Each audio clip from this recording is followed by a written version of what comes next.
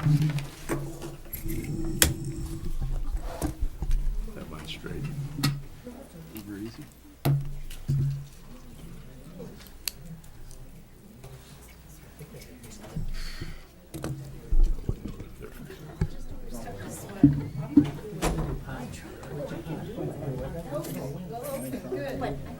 It being 7 o'clock, I'll call this meeting to order. Would you please join me in a pledge of allegiance?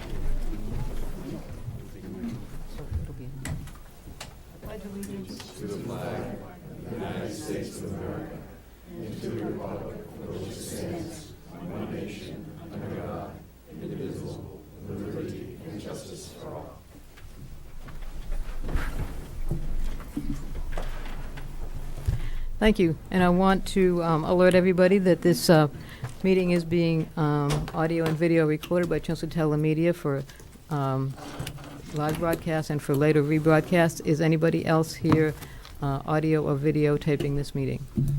Apparently not. Okay, thank you. First up, we have public service announcements. The UMass West Campus Planning Committee is having a public input session. Is there anybody that wants to speak about that? Or George, would you like to speak about that? Well, it's tomorrow night at 6 o'clock at the senior center, at 7 o'clock rather, at the senior center. And it seems like we're going to have a pretty good turnout, but the more the merrier. And it's really about the public input. It's not about a plan we have. It's a plan we're asking people what their ideas would be for the use of that property. So we appreciate everybody that could show up and voice their opinions. Thank you. Thank you, George. Okay, next is open session. Is there anybody here that would like to speak before the board about any topic in open session? Okay, everybody here is here for some other reason then. Very good. Committee vacancies. Laura, do you want to read those?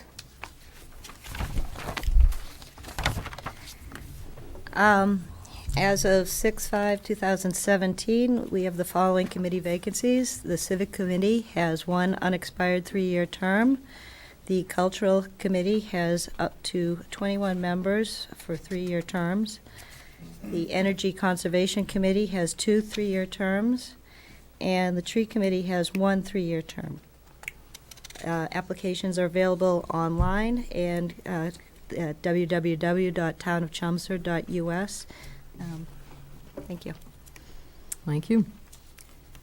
Okay, next we have a one-day beer and wine license for the American Legion, Post 313 for June 10th. I don't see anybody here from the Legion. Last week I did speak to them about this event.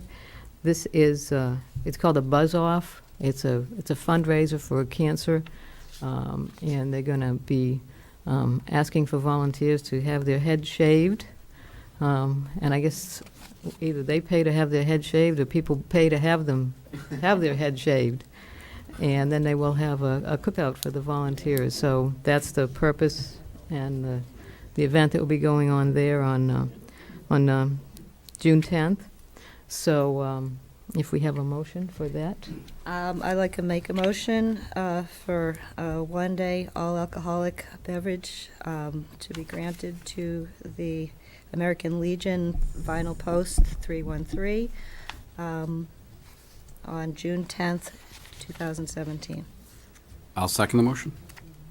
Okay, we have a motion and a second. Any discussion? All in favor? Aye. Okay, great. Next up is Brick House, and I did see somebody here Charlie's here. from Brick House to talk about his request for a one-day expansion of entertainment license.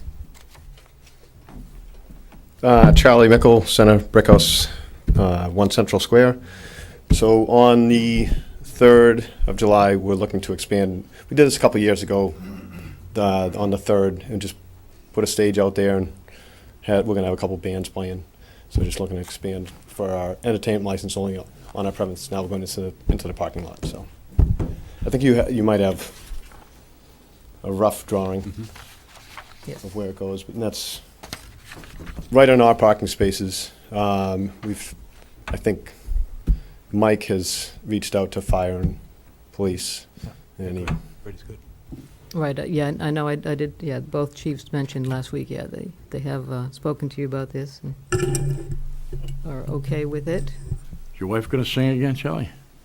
That's the plan. You better get it approved, or else you better not go In home. big trouble. Okay, do we have a motion?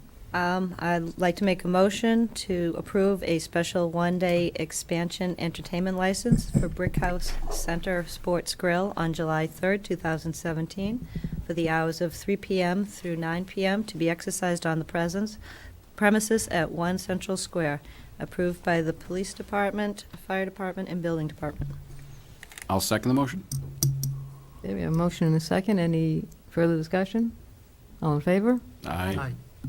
Good luck. Thank you. We'll see Good you luck, there. Charlie. Okay, reports and presentations. The first one up is Kirk Marshall for the ATEF Awards.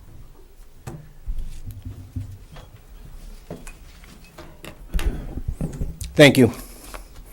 Good evening. My name's Kirk Marshall, and I'm the chairman of the Chelmsford Arts and Technology Education Fund. The Arts and Technology Education Fund would like to thank the Board of Selectmen, the town manager, for their ongoing support of our committee. The purpose of the committee is to provide supplemental funding to support educational initiatives and projects that enhance the existing curriculum of the Chelmsford Public Schools. We would like to thank the generous taxpayers of Chelmsford who have donated to our fund either directly or through rounding up on their tax bill. We would also like to thank those individuals who have made a contribution to our teacher recognition program. The teacher recognition program allows students, both current and former, parents, and other interested parties to make a donation to our fund in the name of a teacher or school department employee. You can visit the town website on the ATF page for more information. The members of our committee are Evelyn Thorin, Angelo Toronto, Dr. Jay Lang, Jeff Porzio, Beverly Barrett, Hannah Barker, Jan Mounsey, Carrie Meikle, and myself. A total of $3,995 in grants was awarded during the spring 2017 application process. As you will see when I introduce the recipients, they are passionate about making sure each one of their students receives the tools they need so they receive the best education possible. It is truly the committee's pleasure to introduce this year's 8 grant recipients. I will read a brief description of the recipient and the grant that they proposed, and then I'd ask them to come up to the podium for a quick photo.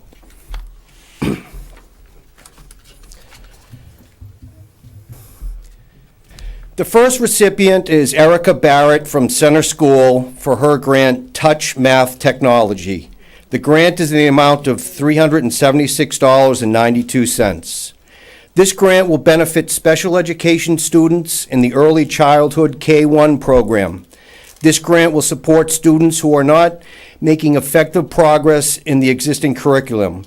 The Touch Math technology allows students to learn the same framework their non-disabled peers are able to access in the regular curriculum. I'd ask Erica to come up, please.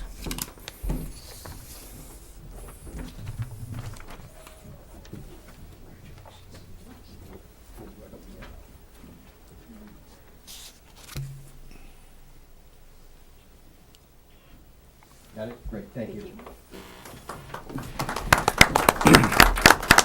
The next recipient is Deirdre Brogren and Susan Francisco from South Row. Their grant facilitating flexible thinking and social problem solving. This grant will help to facilitate weekly groups for regular and special education students in K through 4 who are struggling with flexible thinking, social problem solving, and making friends across various settings such as in the classroom, recess, and lunch. The expectation is that the students will be able to use their flexible thinking skills more readily and be able to problem solve on their own. Deirdre and Susan, are they here today?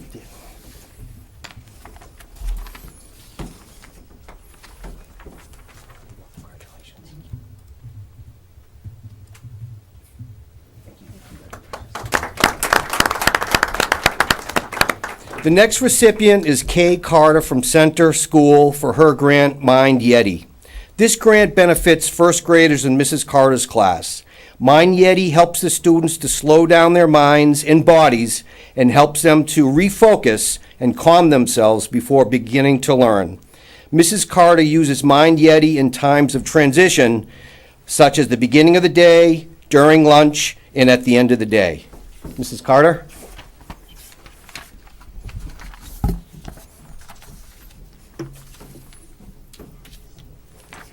Congratulations.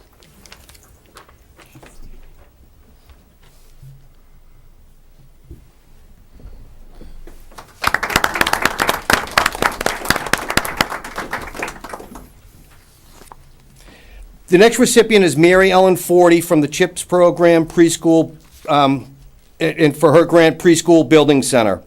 Young children learn through play and exploration. This grant will fund a building center that promotes the mastery of skills through hands-on experience. This building center also will get children engaged in STEM activities. Is Mary Ellen here?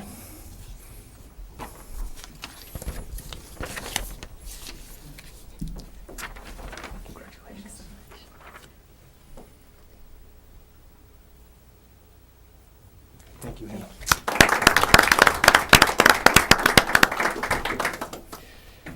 The next grant recipient, Allison Lacasse and Sean Wright, are unable to attend tonight. This grant is for the McCarthy Middle School, and it's called Chamber Music in the McCarthy Band Program. They're going to be adding chamber music to that program. So for Allison and Sean. This next grant recipient is Mary Ellen Olson from Center School for her grant Blended Learning.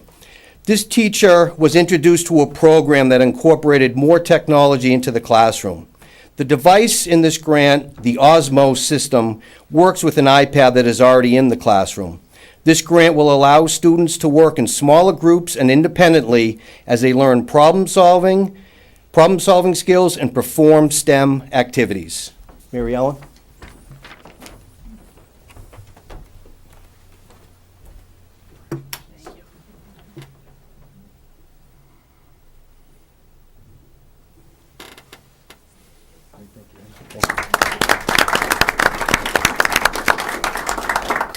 Two more to go, and they're not here. So the next one is Emily Porton from the McCarthy Middle School for her grant in leveled books in the life skills classroom. This is a set of books that will help the children in life skills keep pace with their non-life skills peers. So for Emily Porton, thank you. And finally, the next grant is Susan Slocum for the McCarthy Middle School. Her grant is entitled Nordic Fiddlers. This grant will benefit the string orchestra program at McCarthy Middle School. In September, the Nordic Fiddlers, a trio of gentlemen from Sweden, Norway, and the Shetland Islands, will perform for students at McCarthy and then take questions.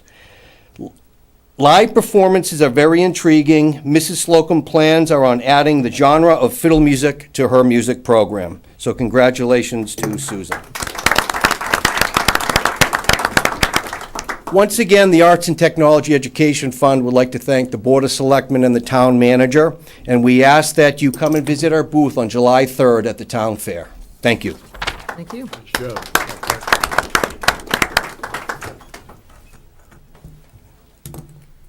Okay, next, is John Souza here? In the back, yeah. Oh, okay. I didn't see him hiding back there. I thought maybe his wife was going to get up and present for him.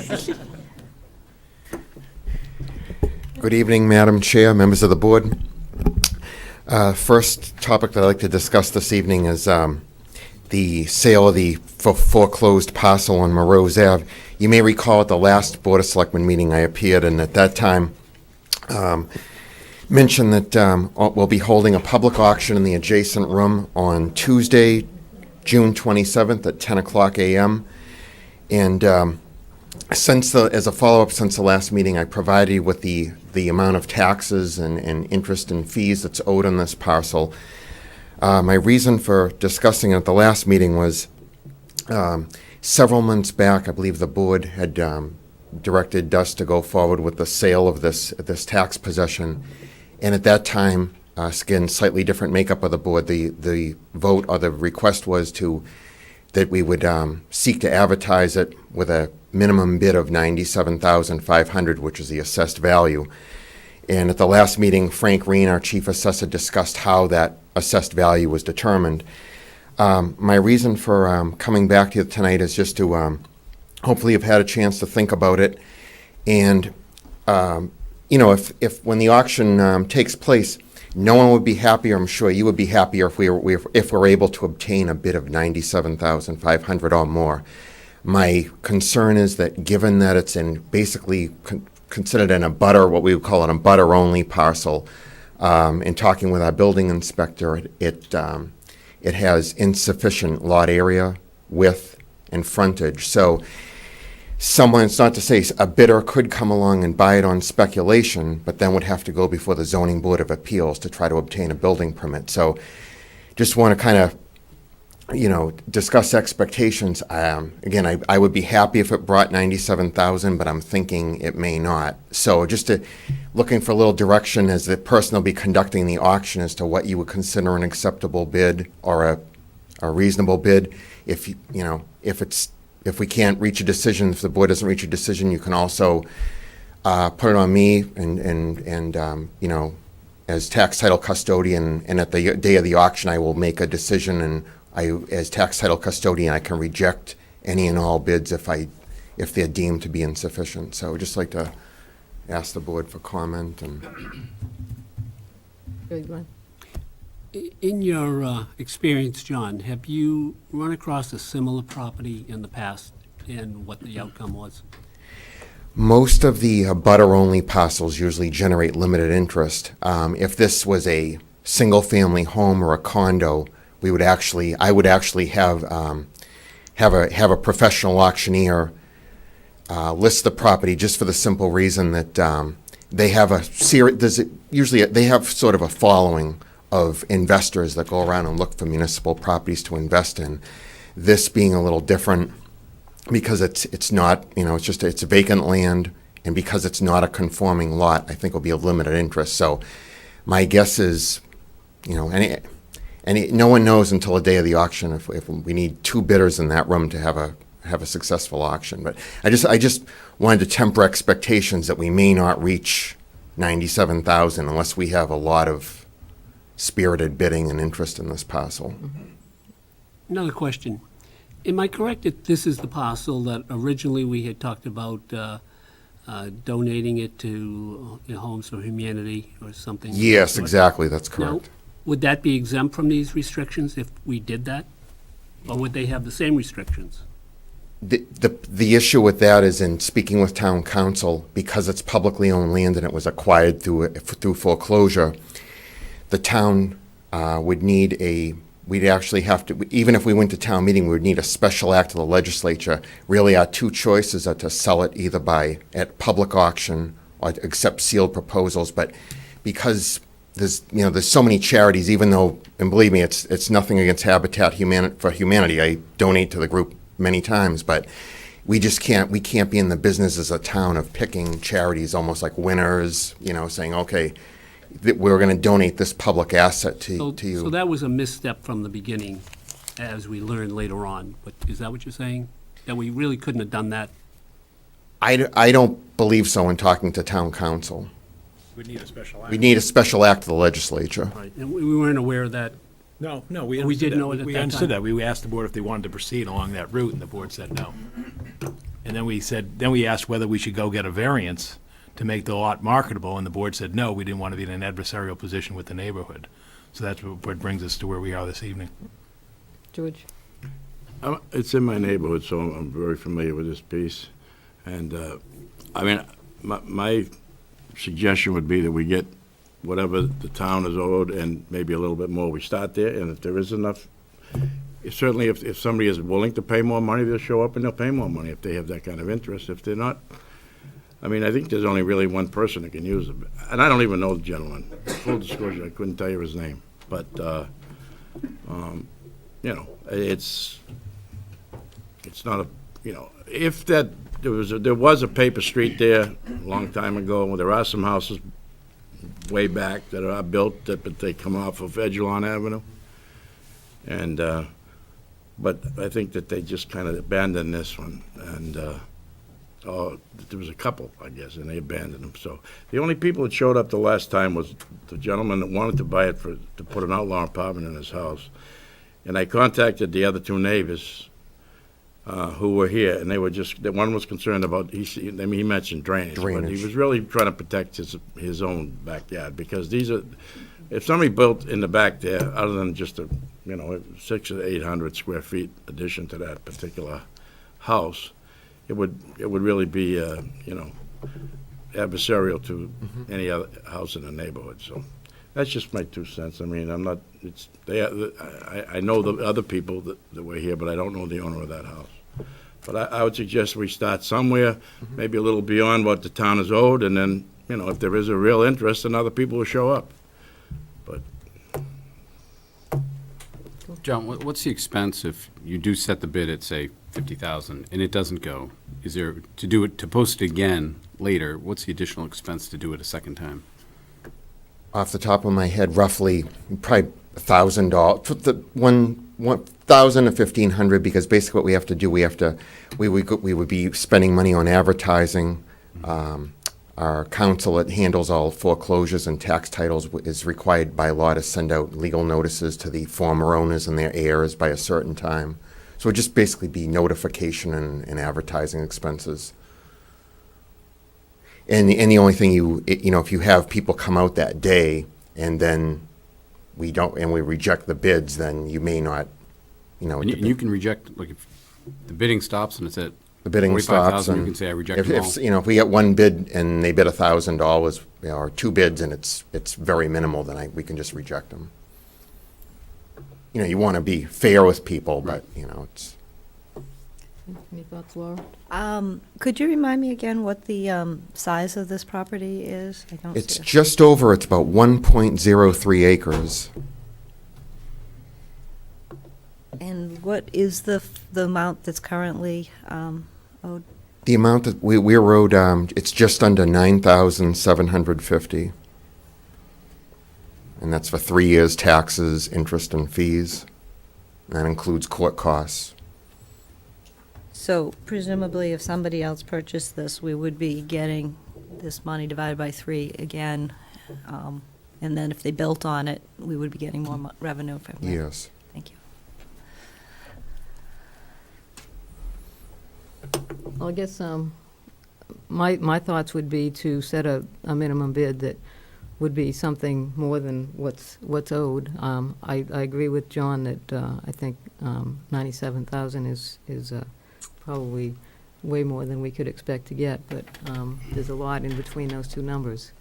Yeah, my only fear is we get, I don't want to say it this way, but we get played, meaning if you've sat through any of the appeals board meetings or zoning meetings, sometimes someone buys a piece of property, comes in and says, yep, I got this house and I got an acre behind it, and I'm going to put a 20-foot driveway down the side, get access to the acre, and throw a house up. You just never know. And I don't know, I'd want to make sure we get our full dollar value out of it that we could. But I agree. I think 90,000 is too high, and I think probably 20,000 is too low. Anybody want to start with a number? I'll go with, pick a number. I would say probably 45 to 50,000 as a minimum bid. I would say 25. I think that's way too high. I think that's more along the lines, but if somebody wants it bad enough, they'll come in and pay 45, but that's only my opinion. You want to sell it, right? I mean, you want to get it off your books and get the money for the town? I don't know. Any thoughts, Laura? I live there, so I'll stay out of the conversation from here on in. Well, I'm thinking it would be very nice to have a 2-acre lot at some point. Right. And that's going to be worth some money at some point.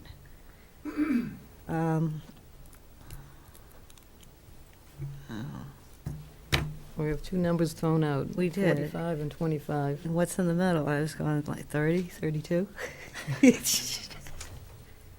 You want to make a motion? Okay, I'll make a motion to accept a minimum bid of $30,000 for the Rose property parcel. Do we have a second? I'll second it. Okay. We have a motion and a second. Any further discussion? No, I think that's fair. I think that's a good number to start with. Okay, all in favor? Aye. Any opposed? Okay. Whoops. Great, thank you. The second matter to discuss, just to give the board an update, on the sale of 101 Mill Road. Since our last meeting, I've been in communication with town council on the process that we would use for the sale, and I know several members of the board expressed a preference to have us look into using a real estate agent, professional real estate agent, to sell the property. So in communicating with town council, the use of a realtor would require 2 procurements for the town to do, and I just want to walk you through those if I could. First, what we'd have to do is we'd have to issue an RFP to solicit proposals for a realtor. When you look at it under state procurement law, we look at what's a potential sales price for the property at 101 Mill Road. Let's just throw, for the sake of argument, $350,000, $400,000, assuming an average industry commission of roughly about 5%. You can go either way with that. The estimated fee is going to be somewhere between, say, $17,500 up to $20,000. What we would need to do is we'd have to solicit written proposals from at least 3 real estate agents. The problem being, which 3 do we pick? So that, to me, to avoid favoritism or the appearance of favoritism, which we always want to do, my recommendation would be that we invite sealed proposals. This way, any real estate agent can submit a bid that's qualified. We've also looked into what would happen if 2 realtors submitted the same bid. So, for example, 2 different companies submit a bid of, so we'll say they each pick 4.5%. Basically, in the case of a tie, it would have to be decided by a coin toss. So, just to explain that part. The second part of the procurement process that I mentioned is that once the real estate agent is selected, in talking with town council, I found that the process they would use is a lot different from what you would normally expect. For example, because we're selling a piece of publicly owned property, it's much different than if you or I were selling our private residence and we wanted to list it with a realtor. The normal process is you meet with the real estate agent, they do a walkthrough, you meet with them and develop an asking price based on their recommendations, the property owner's thoughts, and then they list it, and then they go and take offers. And then they come back to you as the owner and say, okay, I've received 1 or 2 offers. This is what they're offering. Do you accept? When it's public property, we have to do it a lot differently. Under Mass State Law, Chapter 30B, Section 16, the real estate agent that we hire would have to follow the exact same procurement process. They'd have to issue a proposal or a request for proposals and take sealed proposals. And so the reason for that is, as you can imagine, if we say we set a asking price for Mill Road, and then Joe Smith comes along as the first buyer and says to them, yes, sounds good, here's my check, certified cashier's check, I'll take it. We don't know if another buyer is going to come along a half an hour later and say, and Jane Smith's going to come along and say, oh, I would have offered $450,000 to the town for that property. So that's the reason it has to be this sealed procurement process, so that we take all of the sealed bids, or sealed proposals. It's a fair process. They have to be opened in a public meeting. Also, there are advertising requirements that the agent would have to follow. They'd have to advertise them once a week for 2 consecutive weeks before the RFP is due. They'd also have to advertise it in the Central Register, which is a publication that's handled by the Secretary of State. So, to answer your question, after a long answer, we can hire a realtor if that's the direction you want to go. However, it will require two procurement processes. And it doesn't sound like it gains us anything. In fact, it costs us. Well, that would be my concern, is that we'd be paying, say anywhere from $15,000 to $20,000 for something that I think an employee in the town manager's office could do. Mm-hmm. Would this be, I'm not sure I have the right term, is this an absolute option? If you sold it, would it be like, in other words, whoever buys it, they own it, period, or As do is. they have any repercussions? It'd be sold as is. As is, right. So what do they? So there's gonna be what do no they call home that type of, inspections or anything else? Auction, that's a, is that? Yeah, actually, we wouldn't be doing this property as an auction, but it would A be bid, sold, okay. but it would be sold with an RFP, and just looking at the language of the So if RFP. they hit, high water, well, there must be a high water. There'd be no table. warranties or Yeah. assurances, Yeah. you know. Even brownfield type of thing, right? I Right. mean, we don't have any, there's no repercussions to it. Yeah, in working with the town manager, I know we were just awaiting response from town council and received it. There's one of the language in the RFP expressly states there are no warranties implied or otherwise, absolutely no warranties with this property. Just because we don't want the town to be in that type of position where someone finds something once they start renovating that we couldn't have foreseen. The potential bidders are given a certain amount of time to do an inspection. Yes, we would plan to have, I would think, Mr. Manager, about 3 walkthroughs on. Right, but he's saying after they submit a proposal, would they No, then no, have the? before, Oh. before. Oh, the sure, no, approval. we'd have time to inspect the property, sure, a variety of times to walk the property, yes. Now, would it be just like a showing, or would it be allowing them to actually? No, do we would structural- do is we would set specified times, let's say, Saturday morning from 9 to noon, Monday afternoon from 4 to 6, the Friday afternoon from 12 to 4, and then it'd be like an open house. Anybody could come in, walk the property, look at whatever they choose to look at. Okay, anybody else have any thoughts on that? I mean, it sounds like that's the most logical way for us to proceed, was, I think the professor here could handle it. now, do you need anything else from us as far as a vote or anything like that, or? Okay, No, thank you, we have town meeting authorized the sale, so at this point, we, Is there a situation as the small lot where we have to specify minimum bid? on this, I mean, you could set a minimum, but I think if you we- can always reject any and all proposals. right, I was gonna say, if we're gonna get That's usually- sealed bids, we could Yep. accept, we could, Right. yeah, Yeah, do that at that point. that's usually standard language in most RFPs, so those could be accepted or But rejected. we wouldn't even suggest a number so people would know that number is kind of acceptable. No, we report the assessed value of the parcel. They would have that as a guideline. They could probably go to Zillow or these other places, and they could probably, have market indicators as well. And we had talked about putting some restrictions on it. And we also- Preservation restriction, And we yeah. talked about having it applicable for two-family. Yep. How long do we expect it would take to do all that? We're still waiting word from the Historical Commission. Remember, Linda Prescott was here 4 weeks ago? And we have not received any further information from Linda, so that point, it would slow us down a little bit, but we'll definitely, put the language in about the, probably would have to be deed restricted to a residential use of no more than 2-family, and then we got to wrap up this issue on the preservation restriction. I think the difficulty is that she originally applied to have it on the state list, and the state rejected it because there were too many modifications, and she explained that, there were too many modifications to the property.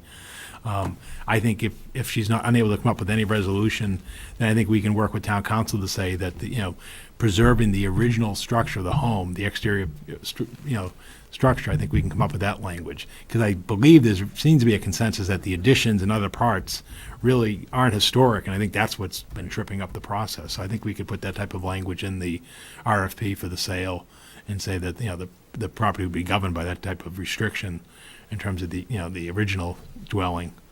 I thought Linda was pretty, Ms. Prescott was very, thought that both parts of it were historic, just not one wasn't as historic. I thought she intended the whole building to stay as is, and I don't know if that changes its desirability. Because I understood there was some interest in taking, even when the town was considering using it, there was That some I taking, remember, taking but down the I additional. thought when she was you know, here by the 2 garage. weeks Correct, ago. that she was talking about the whole thing. Yeah. Saying the beams were in the new section that were milled in this, Yeah.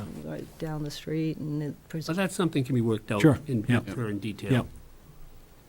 Yeah, we can definitely follow up with her. And if we don't hear from her at the next meeting, I'll be there, so I can Yeah. ask her about it. Yeah, Okay, Thank you. thank you. thanks, John. All right, next up is Steve Yonley, talking about stormwater management.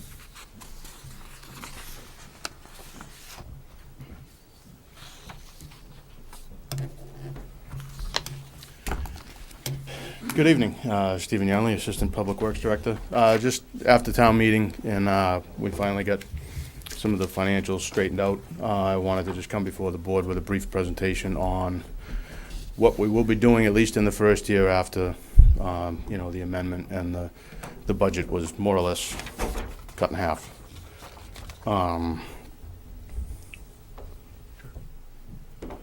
Yep, so if we remember Article 14 was the formation of the stormwater utility. It was obviously amended. My original proposal had 11 new staff. The budget in the amendment was cut to 343,000 from roughly 650 and change. So with that 343, we'll be able to get 6 full-time staff. That's the designated stormwater engineer, the GIS manager, foreman for the operation, equipment operator, 2 laborers, and a couple of summer interns for about 12 weeks. And then with the capital, if you remember, that was also amended. With the capital, the equipment that we were able to get was the couple of medium-duty trucks, the 1-tons. There were 2 lighter-duty pickups, and then the build-out of the office space at Alpha Road. The revisions to the direct expenses in the budget, that was cut, direct expenses was cut to 656,000 and change. What you'll see from the original budget is there's a couple of blanks. The major projects is blank, and the outlay, which was some capital projects, is also blank. Some of the stuff, the OPEB and the debt service line items come directly from John Souza based on the capital, and then the OPEB comes from the employees.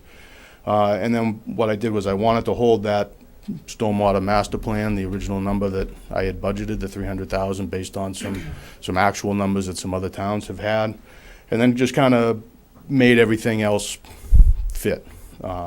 Basically a little bit of an accounting exercise on our part. And then the next slide is just briefly some indirect expenses. So the total budget is 1.1, a little over 1.1 million. With that, still the same tiered rate structure, single-family homes instead of the $65 that you remember we were proposing with the full budget. This first year at least will be the annual fee of $40. That'll be $20 every 6 months. You'll see it on your sewer bill as a stormwater surcharge.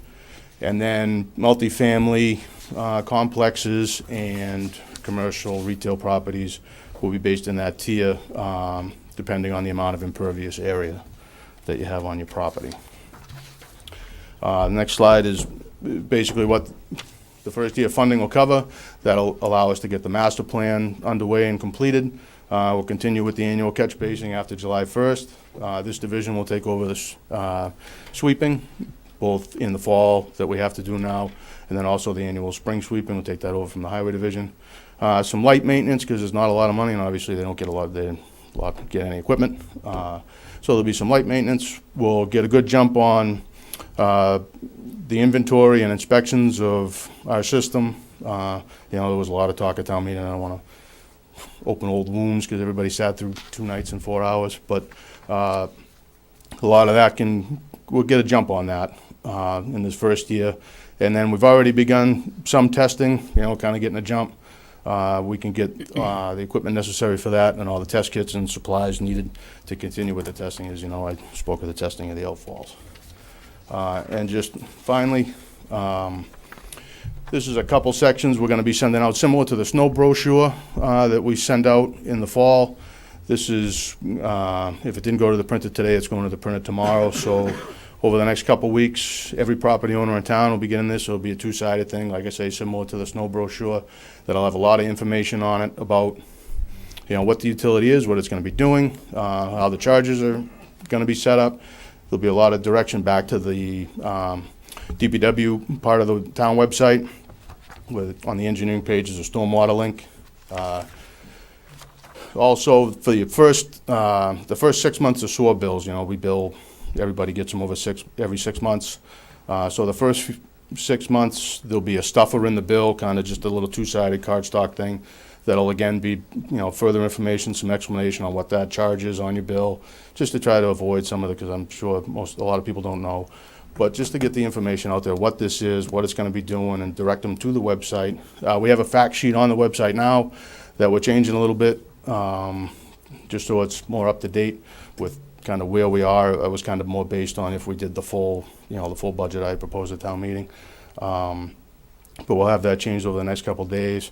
And again, I continue to direct people to the website, and we're setting up a stormwater-specific email. It'll just be like stormwater at town of Chelmsford. You can email that for questions. We'll have phone numbers and that type of thing. We should be hiring in people shortly. Be ready to go with at least a few people July 1st. So we'll be off and running. I just wanted to keep everybody in the loop of what was going on. I figure I'll be doing a similar type of brief presentation at town meeting, hopefully not another 4-hour, 2-night thing, like I say, but, a brief thing at the beginning, just to update the body of town meeting on where we are and where we hope to be. Okay, thank you. Any questions for Steve? What are condo developments considered? What? Condo developments, what are they considered? It depends. Some of them fall into multifamily, and Williamsburg, where you are, and a few of the other ones that get individual sewer bills are billed individually. Individually? Yep. And the budget that town approved was about half of what was originally requested, is that correct? Correct. Does that mean that once you get going and get fully funded, that the annual flat fee would be then $80? No. If you remember the original budget, year one was a shade under 2.1 million. And that was annually $65. This is a shade over 1.1, and how it worked out was $40. I envision, and then if you remember, the second year comes down, because that master plan, that $300,000 line item, that comes off. So then, the budget dropped back to about 1.8, or, a tick over 1.8. So that money can get utilized other places, but I don't, if we progress, next spring and then the spring after, if we're, at full go in 2 more years, I envision it being the $65. Thank you. Any other questions for Steve? All right, Okay. thank you very much. You're welcome. Okay. So this evening, we begin reviewing representatives from different town council organizations, and tonight we're going to hear from 2, the first one being KP Law. So, Mr. Giorgio, would you like to, our intention is for you to make a presentation, say 10 to 15 minutes, and then we'll have about another 10 or 15 minutes for questions from the board Sounds good. for you, so. Thank you, Madam Chair, members of the Board of Selectmen. I'm very pleased to be here tonight. With me is Brian Mazur, who is another shareholder in the firm, and Brian does all of your collective bargaining and labor issues. So he works very closely with the town manager on those issues. So I thought it would be a good opportunity for Brian to meet with the board. So KP Law, not under that name, but we have been representing the town of Chelmsford essentially for the last 20 years. And I think over that period of time, we have come to understand very well what your needs are here in town, what the challenges that face the town from year to year. And while Chelmsford is not unlike a lot of other towns that we represent, we certainly have the institutional knowledge. We've seen the difficulties that the town has gone through at various points. We've worked with a number of town managers and department heads and, of course, members of the Board of Selectmen. So it's not just a question of longevity that makes the difference. I believe that, and we believe that the quality of the legal services that the town is entitled to is best represented by KP Law. As you know, well, some of you may know this, may not know this, but we try very hard to assemble a relatively small team of lawyers to serve your needs. And so we are proposing that I would continue to serve as the lead counsel, the lead contact person for the town, and that Jeff Blake would be my backup. As you know, Jeff occasionally goes to town meeting when I can't be there, and he and I work very closely together. So, I'm always fully informed, as is Jeff, of what's been happening at town meeting, so that there's a continuity of advice there. In terms of the other attorneys at the firm, I mentioned Ryan Mazer. We would propose continue to work with Paul on all your labor and employment matters. And then Shirin Everett does most of your real estate work, and she would continue that if it's the board's pleasure. And then finally, Jonathan Silverstein has been acting as your land use attorney on a number of matters. So we think it's a very strong team of attorneys that have been representing the town over these years, and we're proposing to continue with that same team. The practice of municipal law over the 20-year period has changed quite a bit, as you can imagine. It seems like almost every year there's either a major rewrite of one of the basic statutes that govern municipal operations, be it the open meeting law, the public records law, procurement. You heard a lot about procurement. And as I was sitting there listening to John's presentation, by the way, I concur with everything he said in terms of what we have advised him. It's a very, very difficult environment sometimes to get things done. We all recognize that. But we've had a lot of experience coming up with innovative ways to try to assist municipalities in, while still complying with the law, coming up with maybe some other ways to achieve the common purpose that you're seeking. This Community Preservation Act, which the town has, that's a very, very complicated statute. I don't think it's community preservation as much as a municipal finance statute. And there is a lot of very intricate rules that apply that are buried in that law or, have been interpreted by DOR as requirements. So, we have a lot of experience with those kinds of very specific statutory requirements. Tom McInerney in my office, we did not list him in the letter, but he works very closely with John Sousa on all of your tax matters and real estate matters associated with your tax takings and so forth. So, as I said, I think it's a very strong team. We care very deeply about the town of Chelmsford. We would love the opportunity to continue in our service as town council. We never take our towns for granted. We're constantly striving to improve service, improve communications, both with the town manager and, of course, the Board of Selectmen. And we welcome that opportunity to continue that relationship. We've put some details in our proposal in terms of some of the services we offer that we don't charge you for. We do a lot of training sessions. If it's something that, if Paul or the selectmen say, gee, we think department heads need some more training on procurement, or our land use boards need some training on how to conduct a public hearing, whatever it might be, we have many, many different training modules that we use and come out and present those, and of course that's free of charge. We also have a very robust system of providing municipal updates on major cases that have come down, laws that have changed during the recent run-up to the changes in the public records law, which had very significant implications for cities and towns. We did a whole series of training sessions across the state, provided all of our municipalities with the opportunity to come to one or more trainings. We've done individual trainings. We're happy to do that because we believe very fervently that preventative law is the best way to keep yourself on the straight and narrow. You are blessed in the town of Chelmsford, because you have very, very strong department heads, your town manager, all the people that we work with really know what they're doing. It sort of makes our job a little bit easier. I won't name names, but we have some other towns where maybe we have more challenges. So that's really important.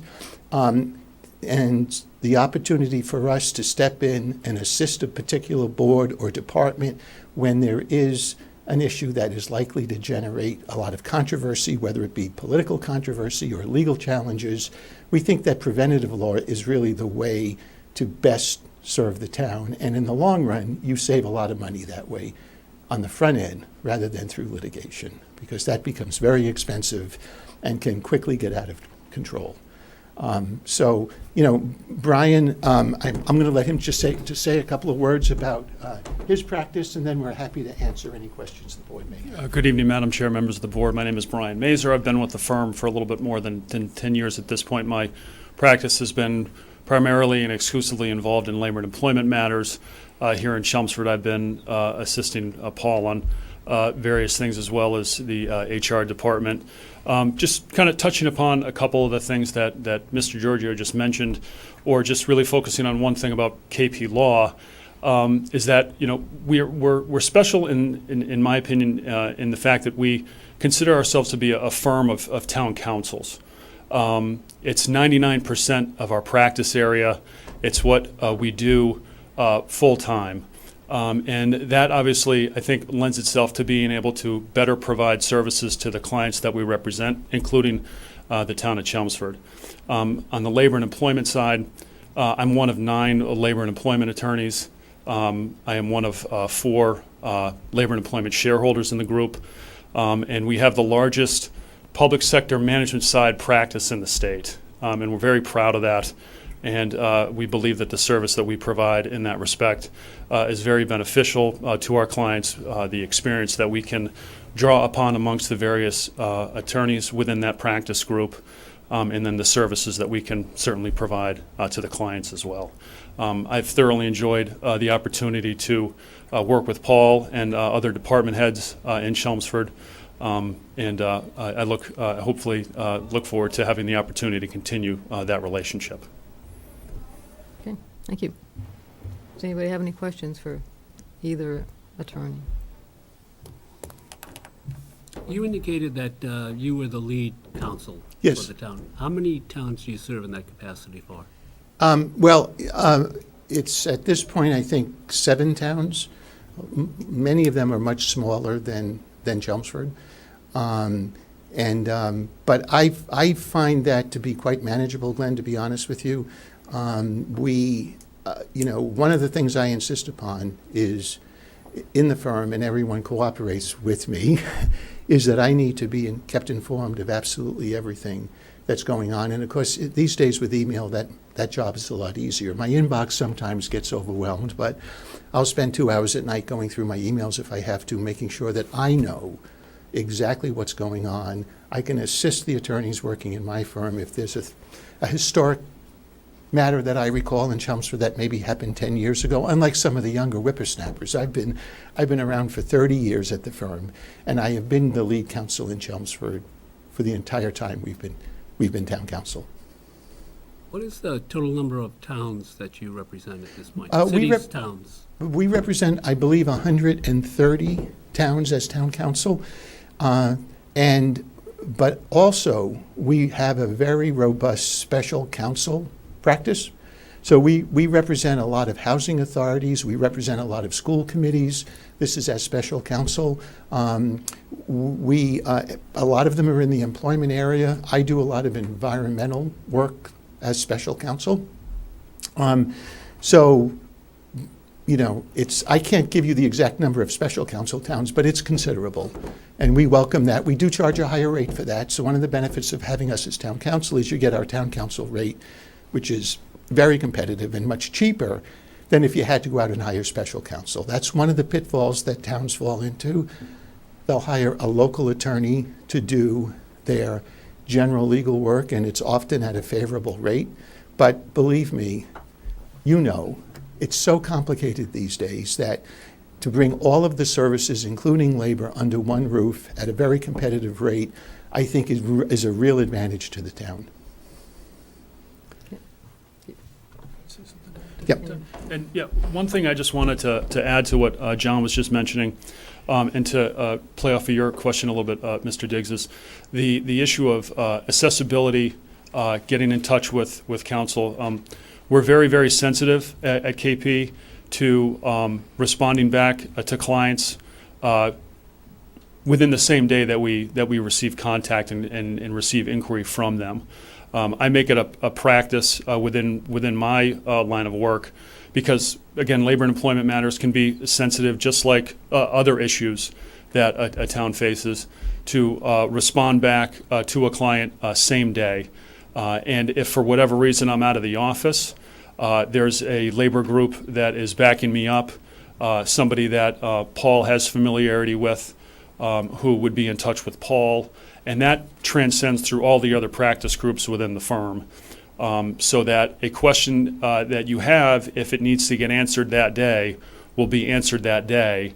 And if it's a circumstance where you have a question and it requires some immediate response, we'll certainly provide you with that service as soon as we're able. And if it's next day and that's acceptable to the client, then we handle it in that fashion. We're all available through cell phone and email, and irrespective of the client base that we currently have, we're very, very, again, responsive to client questions and inquiries. You indicated that you also do school departments. We do some school departments, Is yes. that a conflict in the same town? If you do both, or can you do both, or you do Well, one or the other? Mr. Diggs, to be honest with you, because we do school committees in some towns where we also are town council, I'm going to say it's not a conflict. 99% of the time, it's not a problem. I think it can be helpful. It depends on your school committee. It depends upon the issues that you face. But, you know, the school department is a department of the town. And while they do have obviously some autonomy, they have special treatment when it comes to collective bargaining agreements, when it comes to municipal fine, or their school budget, you know, approving the bottom line budget. You know, we've certainly seen circumstances where the school department and the selectmen butt heads, but we've seen that between planning boards and selectmen. I don't mean to pick on the selectmen, but, you know, you're the chief policy-making board in the town, and you owe it to your constituents to manage the town with obviously the help of the town manager, but to make sure that all your boards are complying with the law. You know, the open meeting law is a good example. We have lots of circumstances where lower boards, either for lack of training or whatever reason, they get themselves into trouble under the open meeting law, and we have to come in and help them out, and obviously the selectmen are very supportive in that regard. Thank you. Anybody else have questions, Laura? Glenn hit all mine. Okay. I'm all set. All right, well, we definitely appreciate you coming in, and I know after, last time I think we went through this process, you did have a couple of seminars that were held on-site, which I thought were very helpful. One had to do with how to conduct a proper public hearing. Right. And I think that's one that's always timely, you know. Yeah, there's always changeover on the boards. Yes. But we have a whole list. I can send Paul a list of all the seminars that we do provide. We're happy to do them for you. Okay. And we look forward to continuing our relationship with the town. Okay. Thank you. Thank you very much for Thank you very coming. much.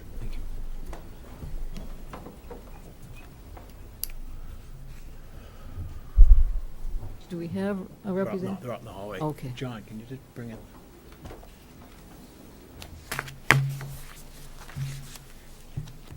Say they would look better.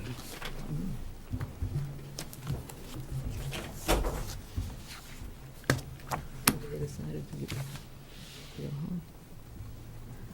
Hello.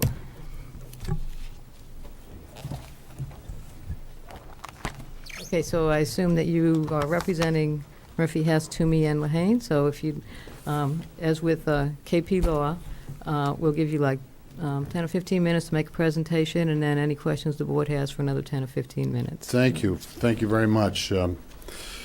Madam Chair, members of the board, delighted to be here. My name is Attorney David DeLuca. I am a partner with Murphy, Hesse, Toomey, and Lehane in Quincy, and I'm joined by a couple of Merrimack Valley All-Stars, Michael Macaro and Kerry Janess. Michael is our leader of our labor practice. He'll speak for a few moments regarding the opportunity to represent the town of Chelmsford labor. Kerry works with us in the municipal law department. Kerry has deep experience with the city of Lowell and the city of Methuen. She now lives in Lowell in the city solicitor's office. She's become a reliable member of our department, and I expect a future leader in this department. I personally have been practicing with Murphy, Hesse, Toomey, and Lehane now for, I don't want to count the years, 25 or more. I have, for the last 15 years or so, been engaged almost exclusively with our town council practice, representing currently the town of Danvers, the town of Holbrook, the town of Norfolk, and I also assist in a big way in the town of Natick, the town of Norwood, the town of Milton. And I do want to make clear that I do have my lucky tie on tonight, so we all have to, but in the interest of full disclosure. But let me start with a few numbers that I think could be relevant to your consideration for town council services. We represent 10 different towns, all within the Metro 128 area, all the very, very similar characteristics of the town of Chelmsford. We understand that the size town that you have, the kind of economics that play in this town. We also understand the aspirations of a town like Chelmsford, and I know very clearly that being one of 100 top towns in the country, your aspiration is to be the best. And I expect that you will continue to work to that goal as we have with the towns that we represent.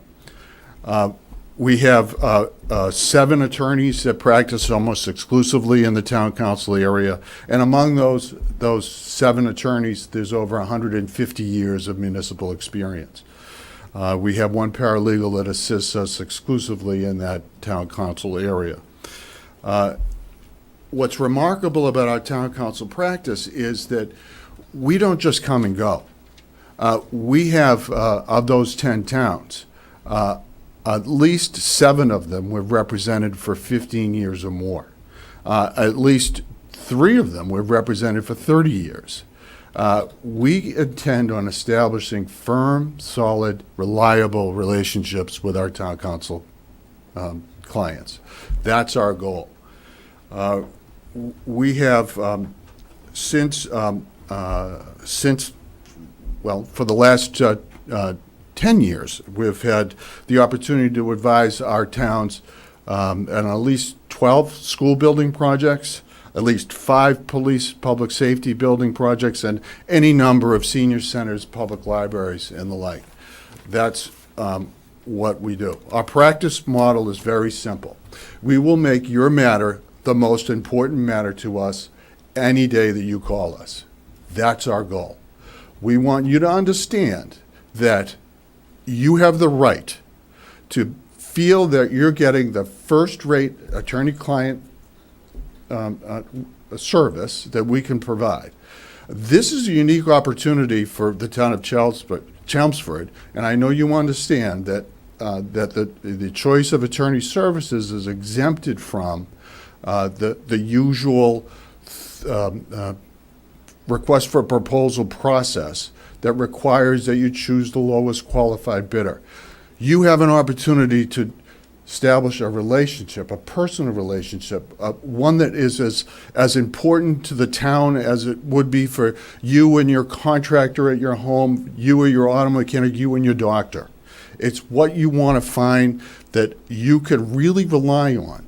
And, all of the attorneys you're going to talk to tonight and any subsequent night We all have great skills, but what really stands out is the kind of relationship that you want to have with your town council, as advisor, as confidant, as the type of a worker that will be able to not just give you the advice on a contract, but give you the insight on that contract and the kind of work that we can do to help you avoid the kind of difficulties that, you know, would ordinarily face your town administrator, your town manager, and yourselves as board members.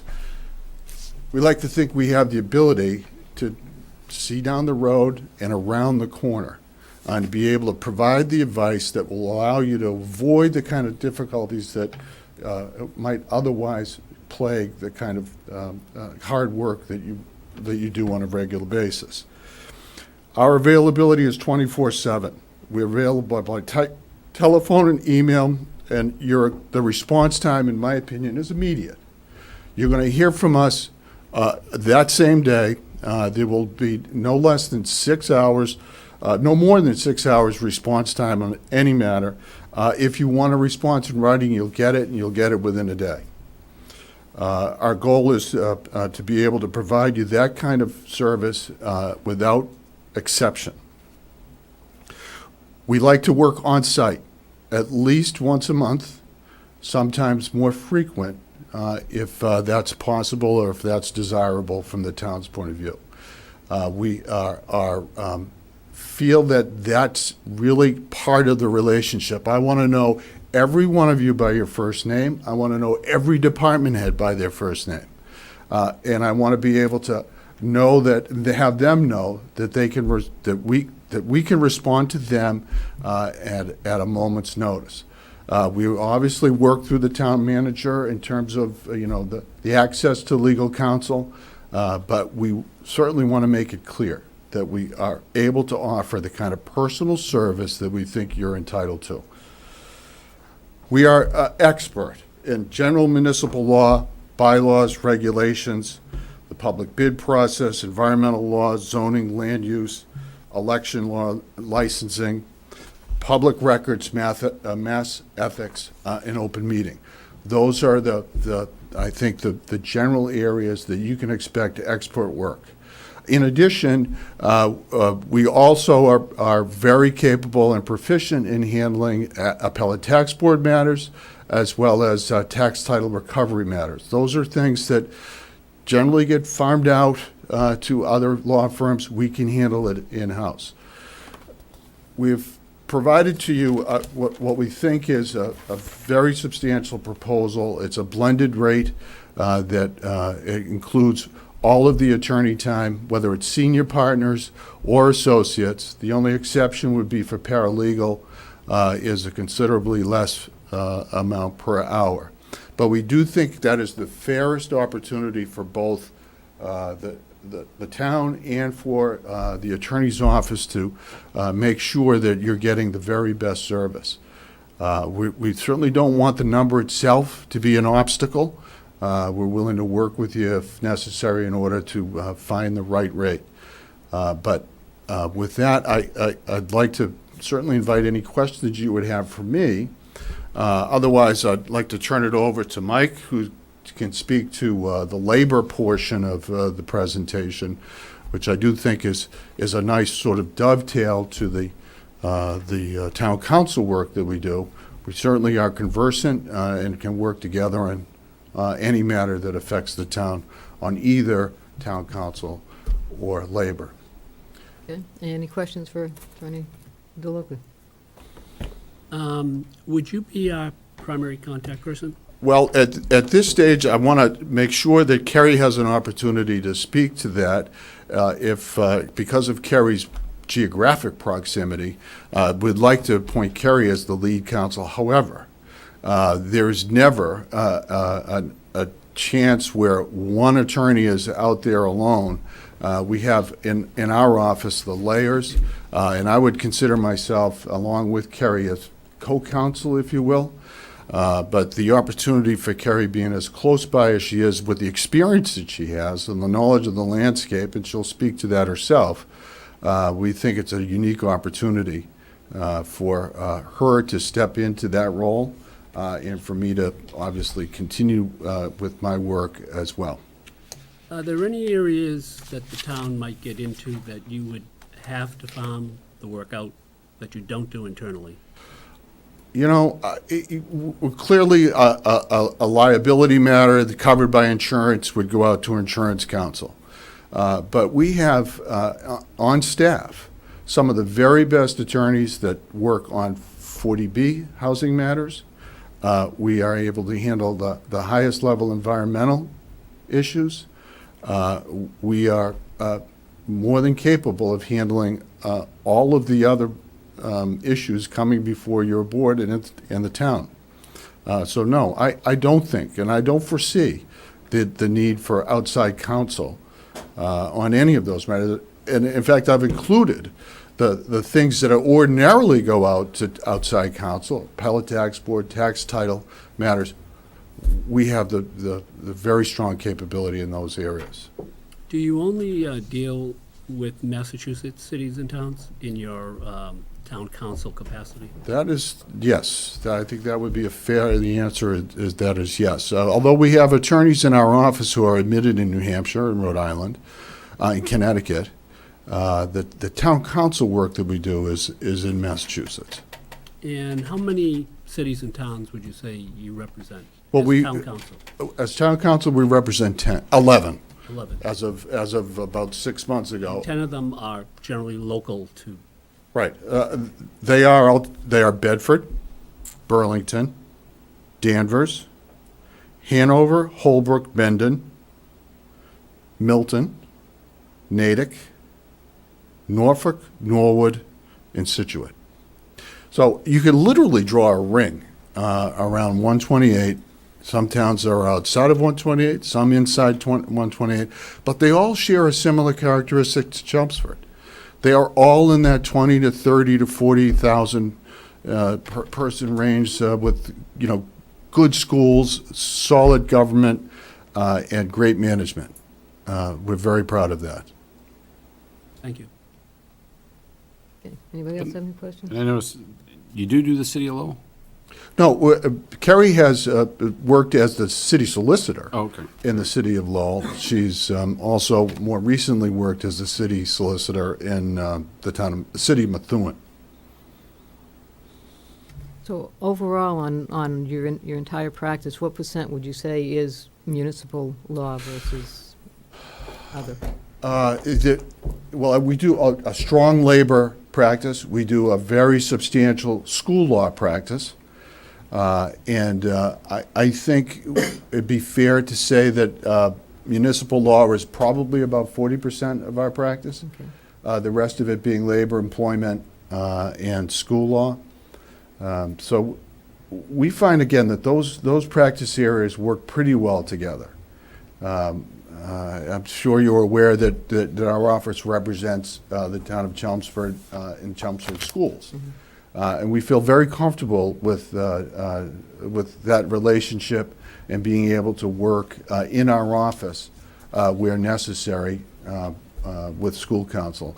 I know that Mike can speak to that a little bit from a labor perspective, but we're very, very accustomed to making that work. Okay. Do you do schools in Lowell? I don't think that we do. No. Okay. Okay, great, thanks.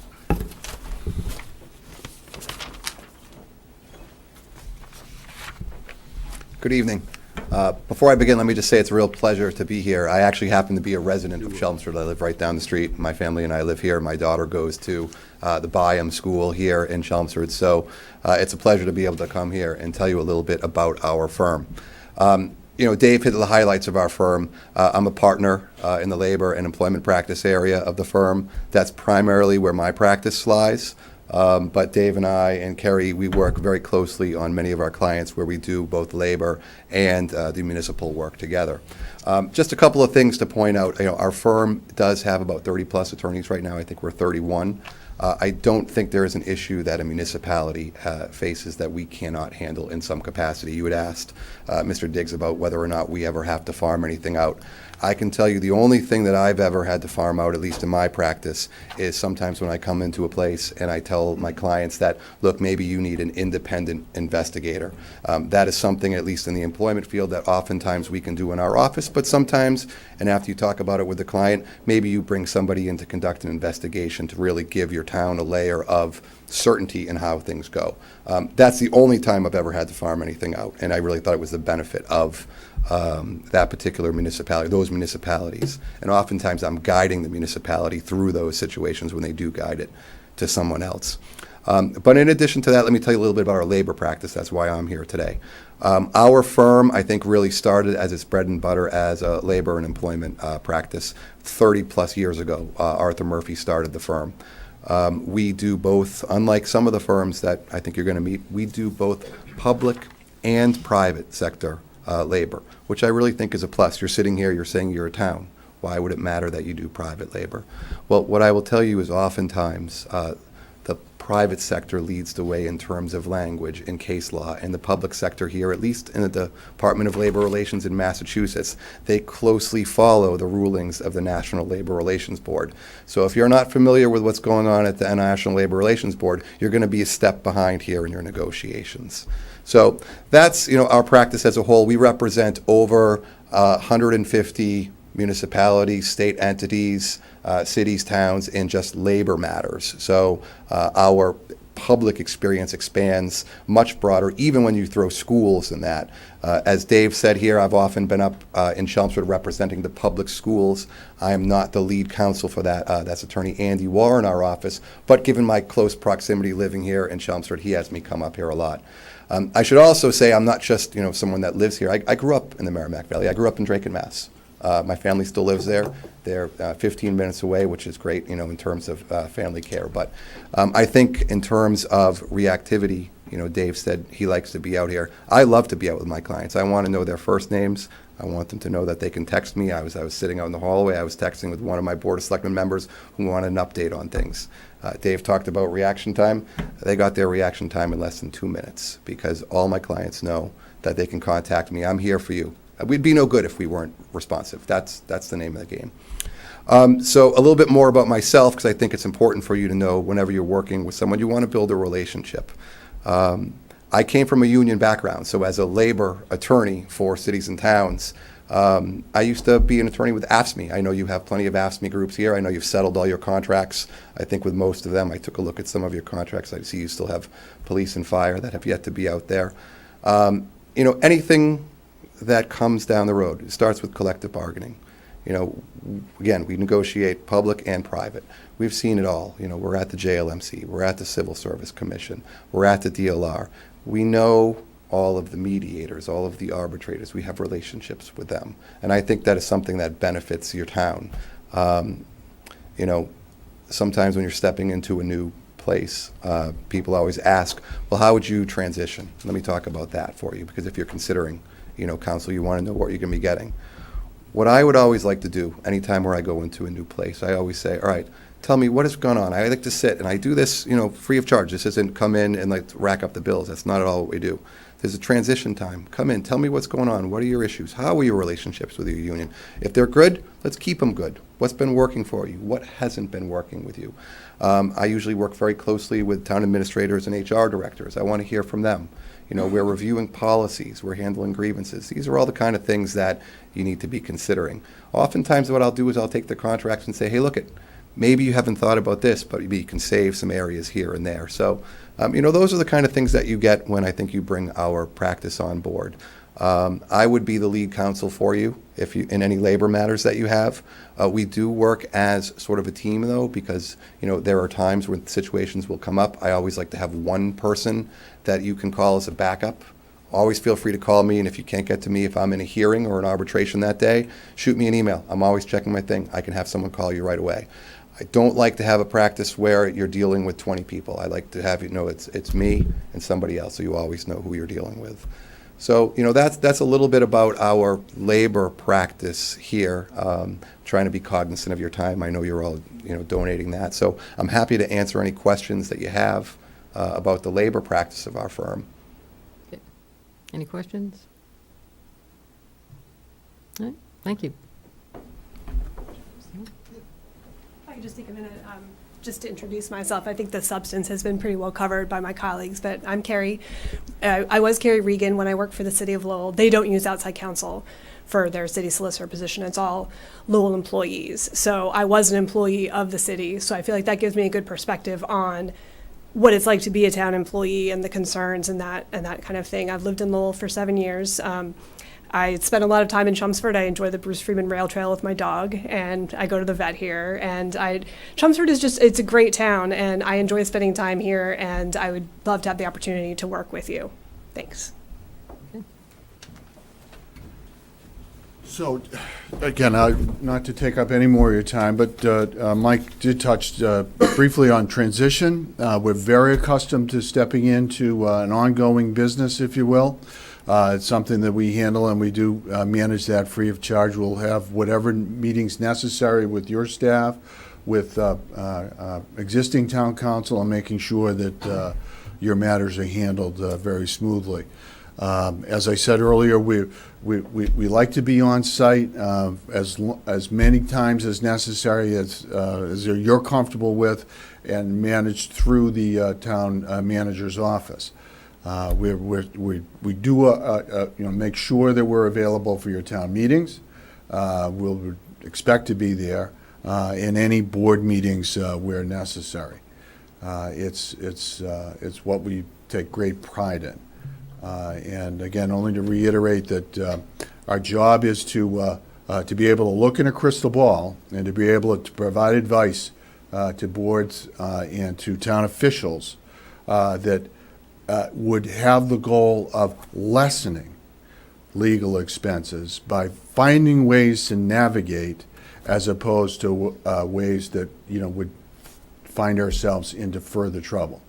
That's our goal, and that comes with some solid experience in being able to foresee problems on the horizon. And we take, as I said, a great deal of pride in that, and making sure that we can sort of handle the ship of state, if you will, through those rough waters. Again, delighted to be here. Happy to answer any other questions that you have, or follow-up, for example, you may have. Be more than happy to talk with Mr. Cohen going forward. Okay, well, thank you very much for coming, and as you're probably aware, we'll be talking with two other firms in 2 weeks and make our decision shortly after that. And Very so, good. Thank I you. have one last question. Sure. You mentioned transition. Yes. Is that something that is at normal billable rates, bringing you up to speed? Well, no, as I said, we would handle that as a, at no cost. I mean, whatever it would take to make sure that you had a smooth transition, if that were a number of meetings, or if it were a review of documents, we have no worry. We're very accustomed to doing that with our newer clients in order to make sure that it's seamless. Thank you. Okay, thank you very much. Thanks again. Yeah.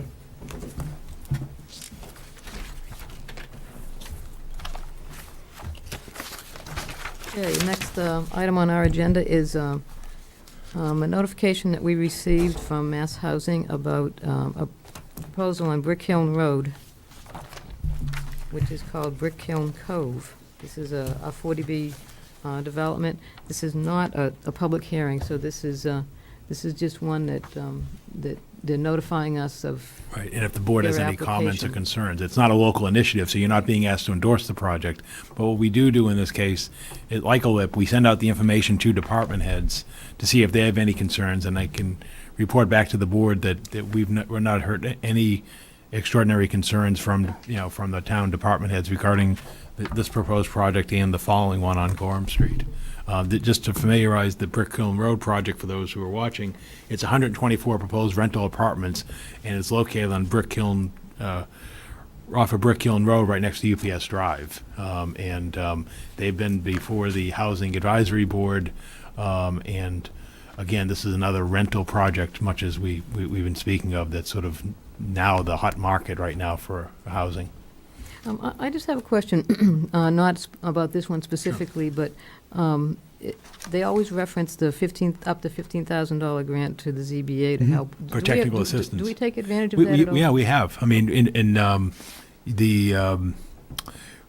you know, on occasion, we've used that project. In fact, Paul Haverty performed one of those services as special counsel, going back a project or two for the community as well, representing the Board of Appeals for the technical assistance. So Okay. yes, we do that. Generally, it has to do with the if there's something extraordinary, unique that the town's going with, that you sort of say, hey, man, how do we wrap our hands around this type of a project?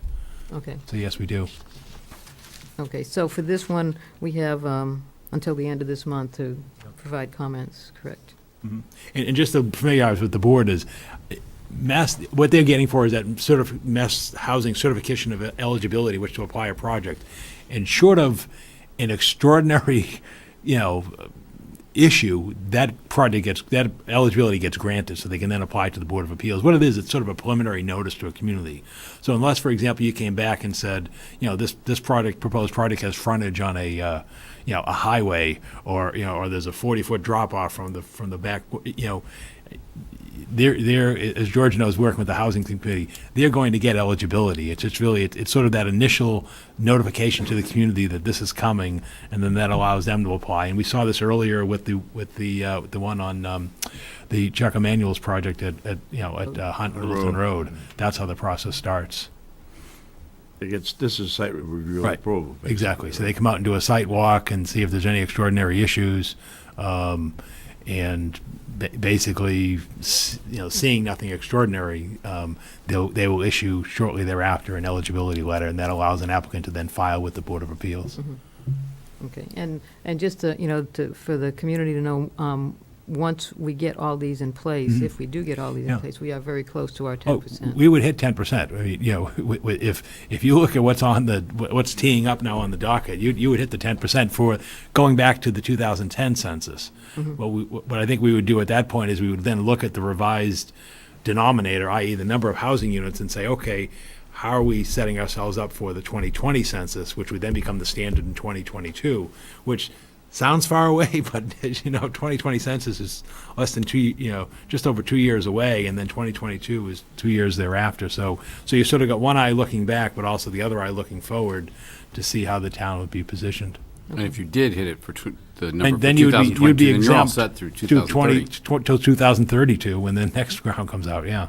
And I think that's sort of, I think, especially members who've been on this board for a long time, people rolled their eyes when we said, oh, you'll never make 10%, right? And really, at the time, it was true, because what they were building were townhouses and condos. And single-family. And single families. And what's happened now is the whole market has changed. So what everyone's looking for, and not just in Chelmsford, but we saw it in Westford at the town line with the Princeton development over there and everywhere else, is there's now this market for apartments. And under the state guidelines, It's the best. 100% of the units count, whereas that is not the case with home ownership. Home ownership is only the 25%. Exactly. Or whatever affordable is.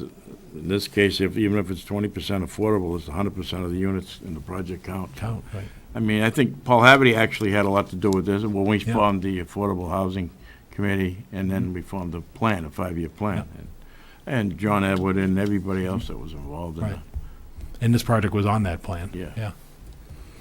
Okay, so does anybody have any questions or comments about the Brick Hill project? If not, we'll go on to the, And both of these are basically in areas where they wouldn't Grove have Street. much a butter problem at all. I mean, there aren't any butters to either one of these problems. That's the beauty The of these. closest about it to the Brick Hill Road one is the UPS facility. Right. And what would happen there is very much similar to what happened at Hillside Gardens.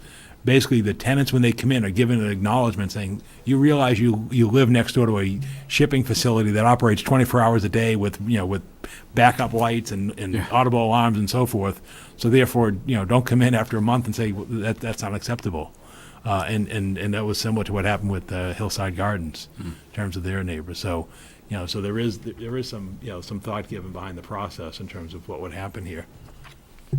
so yeah, the second one, there seems to be a discrepancy as far as the size of the parcel. Yeah, and that's because they redesigned the project. Okay. If you notice the date of the letter, the letter is dated because when we came out and met with them, they basically came back and said, well, we're redesigning the entire project. And so that's what's happened here now, and I'm just trying to pull the graphic up for They them. changed some units, the types of units. Exactly. So that they And actually reduced the number of units. Yeah.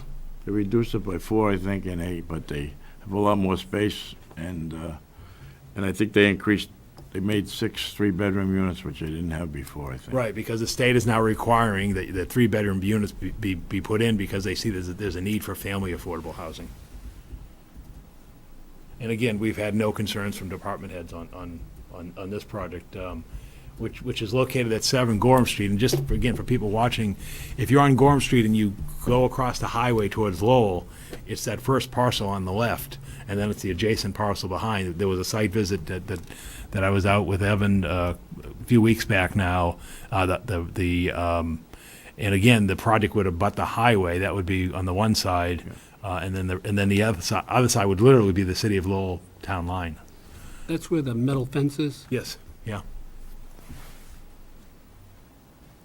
Okay, because on the first letter here, the one from Duchesne and Farrell, it references 10.89 acres. Yeah, and that's But the wrong. Mass Housing references 3.5. Yeah, and we got clarification. It is 3.5. Okay. It's not, we don't know where that number came from, but that was erroneous.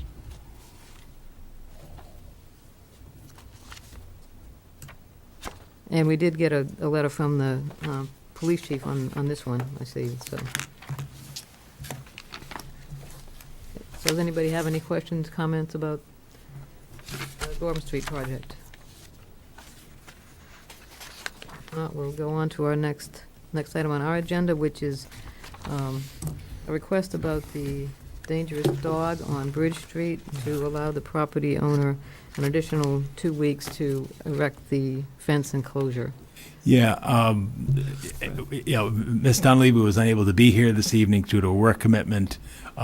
In speaking to town council, I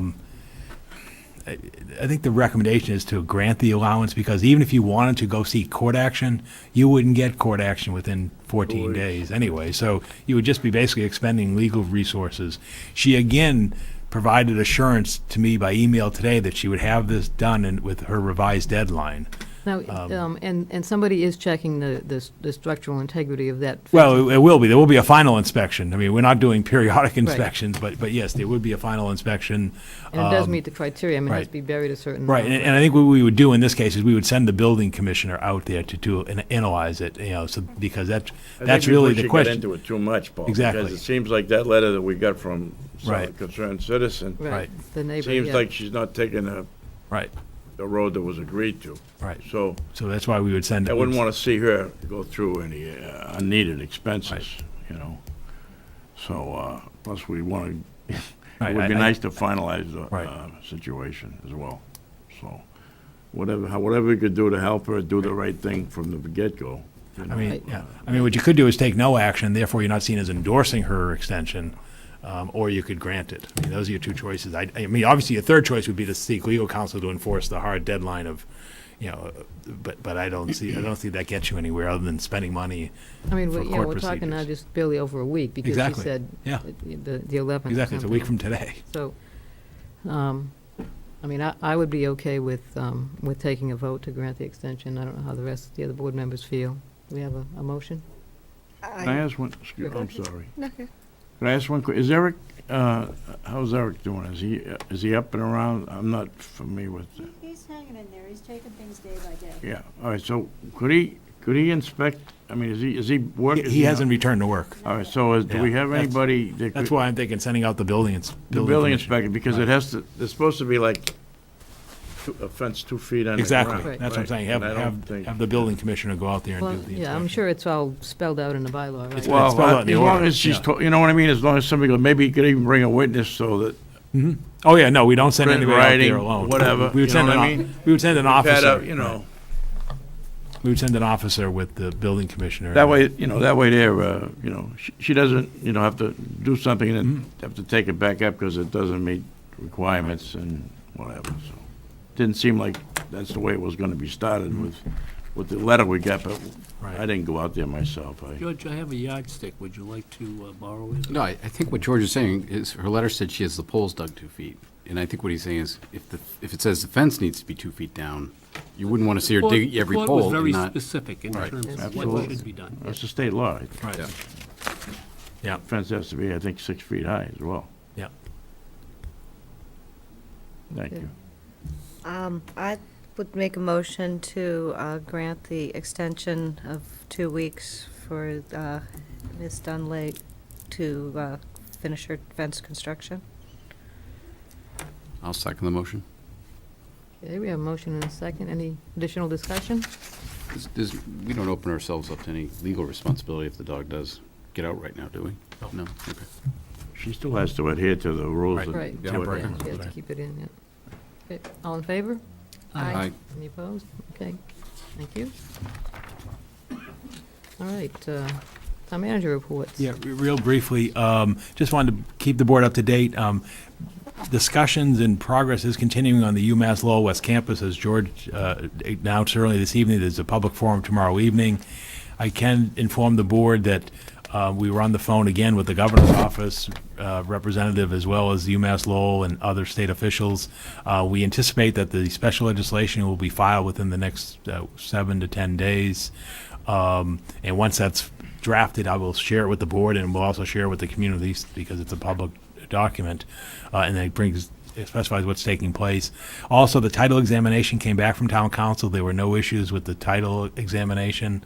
That's been shared with folks at DCAM and also who are also drafting the special legislation, because again, we don't want any surprises in what's going on. And we have obtained a license order to go onto the property to do the inspections of the buildings for hazardous materials and so forth. So that work's being lined up. And also the same thing, we've lined up the wetland survey and the perimeter survey. So again, once things get rolling into the new fiscal year and the legislation moves along, that we'll at least have up-to-date information and complete information that if the town chooses to exercise the option to purchase. What we will have in terms of the discussions is the town would have a period of 18 months to perform. So in other words, the legislation as drafted would give the town the 18-month period of which to act, and then if the town doesn't act, then basically it goes by the town out to the private market. So again, that will all be clarified once it gets through House and Senate Council and then the legislation in its final form. But that is a time frame. 12 months, I think the university preferred 12 months, but 12 months, depending on when that legislation was enacted, as I think I explained to you at an earlier meeting, might not be sufficient. Mhm. So the 18 months is agreed to at this point. Okay, great. So that's the UMass situation. Just a couple other miscellaneous items that aren't on the agenda. There is an RFP that I've issued for the lease of agricultural land at Sunny Meadow Farm. This is in conjunction with basically the land that you see familiar with Phil Jones area that's been under a license agreement in recent years. There's a gentleman who's worked and already approached the open space stewards as well as the land trust, who holds the conservation restriction on the property, who's interested in constructing a greenhouse on the property. And obviously, with the investment that's required for a greenhouse facility, you need more assurance than an annual license because he's not going to get his financing for that. So what I've done is we've issued an RFP for a lease, and then what I will do is when that comes in, and we will bring you the bidder, recommended bidder, to come in and explain to you what's taking place. Now, obviously, it's open to anybody, but I just wanted you to understand what was driven and why we're handling it this way at this time. And then lastly, and again, it goes back to the West Campus, we have entered into an agreement with Northern Middlesex Council of Government for professional planning services in the amount of $5,000 for community compact funds, which will be matched by $4,500 in DLTA funds for an MCOG to assist with the planning process, for the West Campus site. And so again, Beverly Woods and her crew we'll see them at the public hearings and such going forward. So I want to let the board know that that's been taken care of as well. Okay. So thank you. All right. We're to town manager appointments. Yeah, thank you, Madam Chair. The first one is sort of bittersweet. As the community and the board knows, since our last meeting, we received notice from our town clerk, Anna Rena Maloney, that she'll be retiring this Friday. And as it's sort of known and discussed, she'll be relocating out to Colorado for family considerations, her and her husband. So it's sort of like losing a member of your family, and I know it sort of hit everybody really hard. The good news is what we try to do is have successive planning and transition, much like we had when Chief Murphy retired or Chief Curran and so forth, and when Jim Pearson left, even going back then, is whenever possible, we seek to promote from within the town.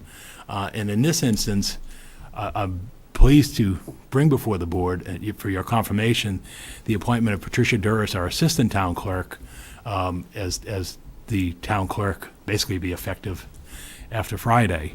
As you know, and I think it carries some significance, she has the endorsement of Honorina Maloney, who hired her as Assistant Town Clerk and has worked side by side with her for the past several months.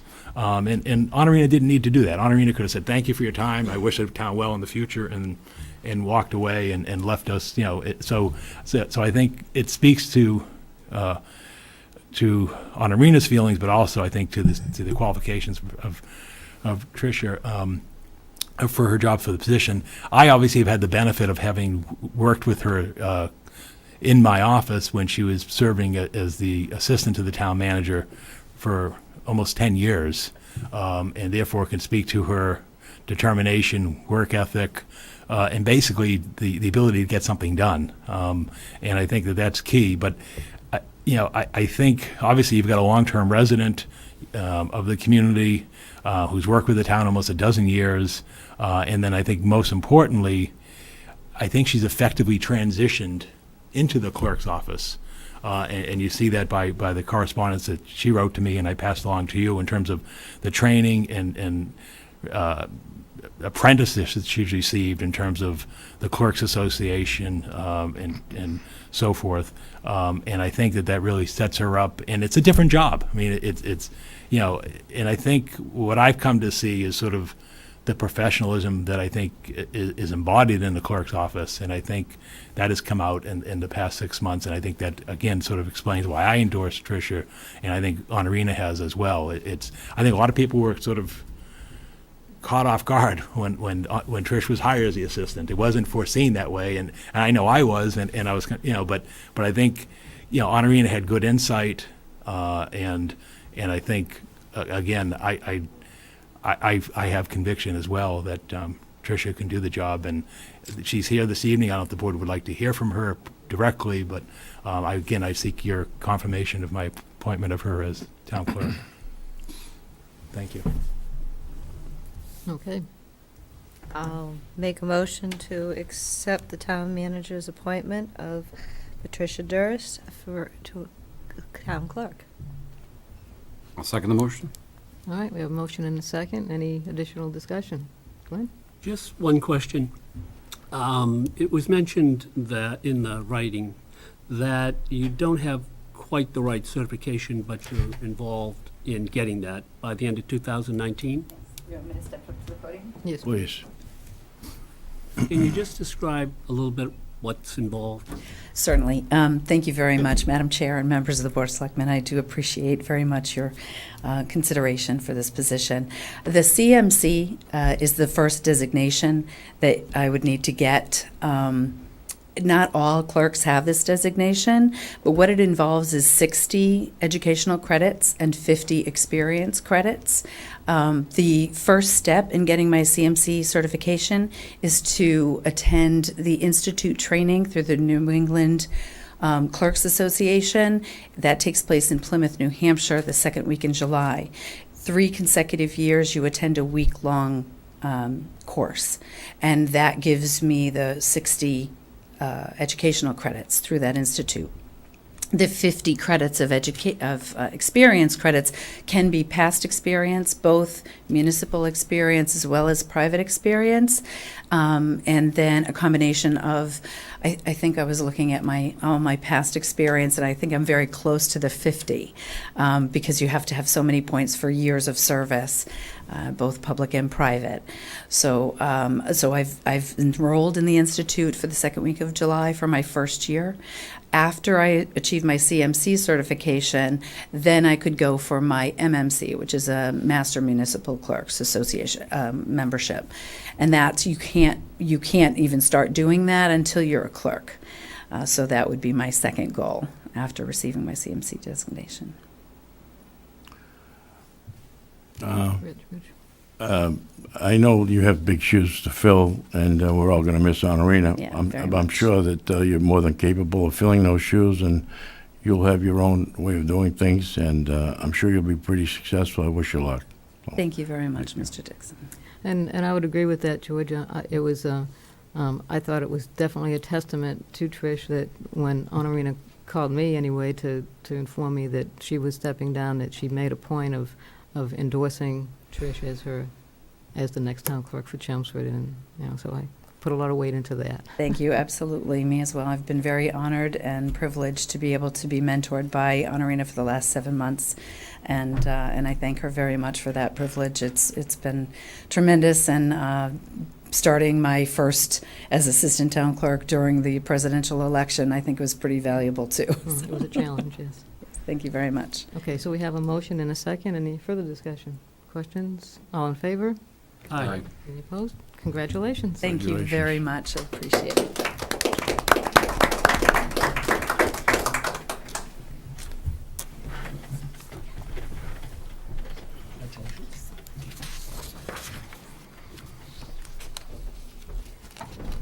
Okay, next up, we have appointment of somebody who'll be working with our new town clerk, on the Board of Registrars. The Republican member of the registrars is up for renewal. Do we have an appointment, motion on that? Make a motion to accept the appointment of James M. Lane Jr. as the registrar, the representative for the register? For the Republican, The Republican Republican. Registrar, yeah. Oh, the Republican register. It's a 3-year sorry. term, yeah. For a 3-year term. Gotta get her working on Yeah. those motions. I'll second the motion. All right, we have a motion and a second. Any discussion about this appointment? All in favor? Aye. Okay, great. That's unanimous. And those other 2 appointments you did a month ago, so I'm sorry that, Yes, sorry that they came look- back. they looked, Sorry they they appear look familiar. familiar. Yeah, so we can pass over those 2. All right, Thank we'll you. go right over to Town Manager Bid Awards then. Yeah, Steve Yonley's here, still in the room with Gary. This is the time of the year that we do our seasonal bid awards for DPW materials and supplies, bituminous concrete, sealer, and so forth. You have the list, and I'll pull it up on the screen, for this year. I think in terms of how the list compares, because I know it's always a question of what's happening with the market, the prices for the crack sealing and catch basin cleaning and so forth and traffic markings have pretty much been stable. Where you're seeing the slight increasing in pricing is in road materials, the crushed stone and so forth. So we would seek your approval of the bid awards as presented on the screen and in your packet. For just to give you an example, crack sealing this year the price is $7.17 a gallon. Last year was $7.24. Catch basin cleaning, the price remained unchanged, $13 per basin. No, Yeah, well, some of these things go into the stormwater. Yeah, you're right, exactly, but they're used by the whole Department of Public Works, so Sure. yes, it'll be utilized by that facility. Again, where you're seeing, some increase in pricing is, for example, crushed stone, 3/4 inch washed at source crushed stone is $11.50. Last year was $10.75. If you go to the, delivered, it was $14.50. Now this year it's $15.50. So again, I think it's just sort of reflective of what's going on in the construction industry in terms of the volume of activity that you're seeing slight escalation in prices, but And these are again, rebid every year. these are right? rebid annually, yeah, because the market is so fluid, and also a lot of it pertains to the cost of petroleum products. When you're starting to deal with bituminous concrete as well as crack sealing, anything that's oil dependent, if you did them multi-year, you'd be having to have some adjustment factor for the benchmark price. So it's just easier to bid these annually. So again, we'd seek the board's confirmation of the bid results as presented. Okay. Make a motion to approve the FY18 DPW materials and service bids as presented. I'll second the motion. Okay, we have a motion and a second. Any discussion, questions? All in favor? Aye. Any opposed? Thank you. Okay, we have a couple of meeting minutes. Make a motion to approve the regular meeting minutes of January 30th, 2017.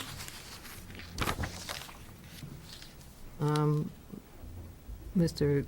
Lefebvre was not on the board at that time. Oh, George, you want I'll to say? second. Okay. We have a motion and a second. All in favor? Aye.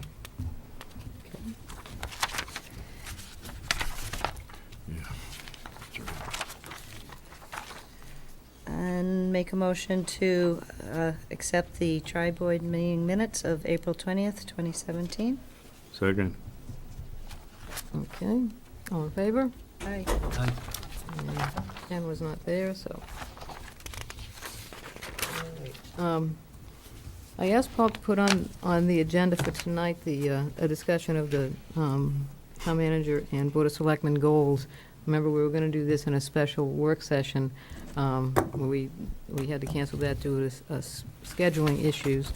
My thought was, we have in the meeting packet the goals that were accepted last year, that should say 17 goals. Okay. Those were the ones that were accepted last year. So my thought was perhaps, since we do have some time this evening, I'd like to finish up in a reasonable time. Maybe we could review the ones that we had on our plate for last year, see which ones, if any, can be removed, which ones should remain, if there's anything additional for any of these, and perhaps at our next meeting, we could revisit this for any new things to be added on to our list. Does that sound like a reasonable approach? Without trying to be argumentative, my opinion is that maybe we should have this in a special session, and then come back after we've done them all. It's just my opinion, for what it's worth. We should have. Well, it seems to be difficult sometimes to find a convenient meeting date is the issue with that. And I don't know that there's any reason it needs to be in a non-televised session, because. I don't care about the television part of it. I just think it's going to, I it could think it be. will be somewhat long. I do too. That's Well, my And opinion. a question I have is, it was mentioned that this is the goals of the Board of Selectmen. Well, no, it's town manager and Board of Selectmen. In fact, it specifically indicates. I know it says it there, but there's a review of the town manager which has goals on it. So I don't know why we don't have a document just saying what our goals are. What's the goals of the Board of Selectmen, not the town Can we manager. before you jump into that, can I ask a newbie question? Sure. Is this how it was? So I saw 18, I saw this, and I said, oh, and then inside it says fiscal year 18 municipal budget. This was done last year this way? That's correct. We had a work session where we reviewed the goals from the previous year, decided which ones could be removed and which ones would stay, and then we added the new ones that were brought up by the board members last year. So last year you did them joint, board and town manager. Yeah, that's been pretty consistent, yes. Okay. I mean, there is, as I said, you'll see where it says in each of them who was responsible for it, if it's the Board of Selectmen or town manager or both. I mean, last year, I approved this, but I was relatively new, and I think I was somewhat naive in that I don't think some of them are appropriate to be on here. Well, I would agree with that. I mean, some of them I think are kind of automatic. I mean, they're the Well, for jobs. example, the first one is the Board of Selectmen will proactively provide guidance, the input to the town manager. That's in the charter. It Right, shouldn't be a exactly. goal. I agree with that. And there are a lot of them that fall in that. It's a much longer list than That it needs to be. it really needs to be. So you think we should remove some of them? So, Yeah, I think some of them need removed, and I think there are ones that need to be added. I mean, do you want to go through these line by line tonight? well, Which is fine. I was thinking we Really? could at least Sorry. begin. We could at least begin. I'd like to wrap up maybe by 9:30 because we do have an executive session scheduled for tonight. Mhm. But we can see how far we can get, and then, like I said, we can continue it at our next meeting. Or if it's the wish of the board, we could do what George wants to do and have it in a separate meeting. But I don't know that we need to do that. I don't know how everybody else feels about that. That's the way we have done that in other years. I realize And that. I'm not questioning anything, I'm just suggesting, that's all. I don't know what everybody else's opinion I think is. it's an important document. that we should be held accountable for, Right. and that as such, it should have its proper deliberation. Well, Whatever I- time is really required to do it, we Right, and I, have to do it. and I think that can be, I don't think that has to be specifically an hour or 2 hour time set aside, that we can, you know, if the first thing we want to do is pick out the ones that don't belong on the goals at all, like the one that you mentioned, the first one, and then maybe at our next meeting, we could spend more time coming up with crafting better wording for what's here and adding new goals. Well, let me ask you one question. Should part of the document be the same goals that are on the town manager's review as far as his goals? I would think there would be some overlap. I mean, I'd be willing to make myself, if you were, I can guarantee 2 hours in my schedule. I'll make my schedule work if that's an issue, but Yeah, I mean, we used to come in at 6 o'clock, and we'd be out of here by 7:30. I'm not sure if that's what you're Well, asking. but I think the issue too is getting an evening that's convenient for everybody. I mean, over the next, week and a half, I would not be available. And I think it is critical that we get them done, this month anyway. When do we have them done last year? By when? It was in May. We did have a special. May 23rd was the work session, Right. according to the minutes. So my proposal, like I said, would be to start working on them, see how far we get. And then see if we need to come back. Everybody okay with that, except George? No, I just said, I don't even know if I got that, to be truthful with you. I mean, I was aware I saw the agenda earlier in the week, but in the package, it doesn't matter. I didn't get it. But it's, You don't have it? no. Oh, well, yeah, it was in the packets. Well, it's not mine, but it's all right, it's no problem, we can You can look on roll it with the if you want. punches. All right, well, let's at least start. No, that's okay. He can look on with Ken. All right, the first goal listed from last year was the Board of Selectmen will proactively provide guidance and input to the town manager for the fiscal year 2018 municipal budget. Obviously, that would roll over to 2019, but as Glenn had said, I mean, that is part of the town manager's regular job anyway. So to call it out again in the goals seems redundant to me. So we agree to strike that. Everybody okay with that? Yes. All right. The Board of Selectmen will review policies. I remember last year we did talk about this. There was not much done as far as policies in the past year, so I'd like to leave that there. And What's an example of a policy we'd review? have you not looked at the Selectmen policies? Yeah, but. Any of them? Okay. I mean, I mentioned recently some of the things that, I think probably we should have a process in place for how we do the town manager and the town accountant reviews, annual reviews. So there is a set process in place. There's a couple other things that I maybe would bring forward. A few years ago, we added one having to do with social media. So if there's other issues that maybe we need to, in keeping up with new technology that we need to add. So if everybody maybe would want to take a look at that and see if they have anything they want to bring forward. The only thing I would like about it is to have a little bit longer statement. In other words, policies is like more, policies in what way? To make them more streamlined, to make them more I harmonious? think that depends what's in there and what you might like or not like, or what you think might be added.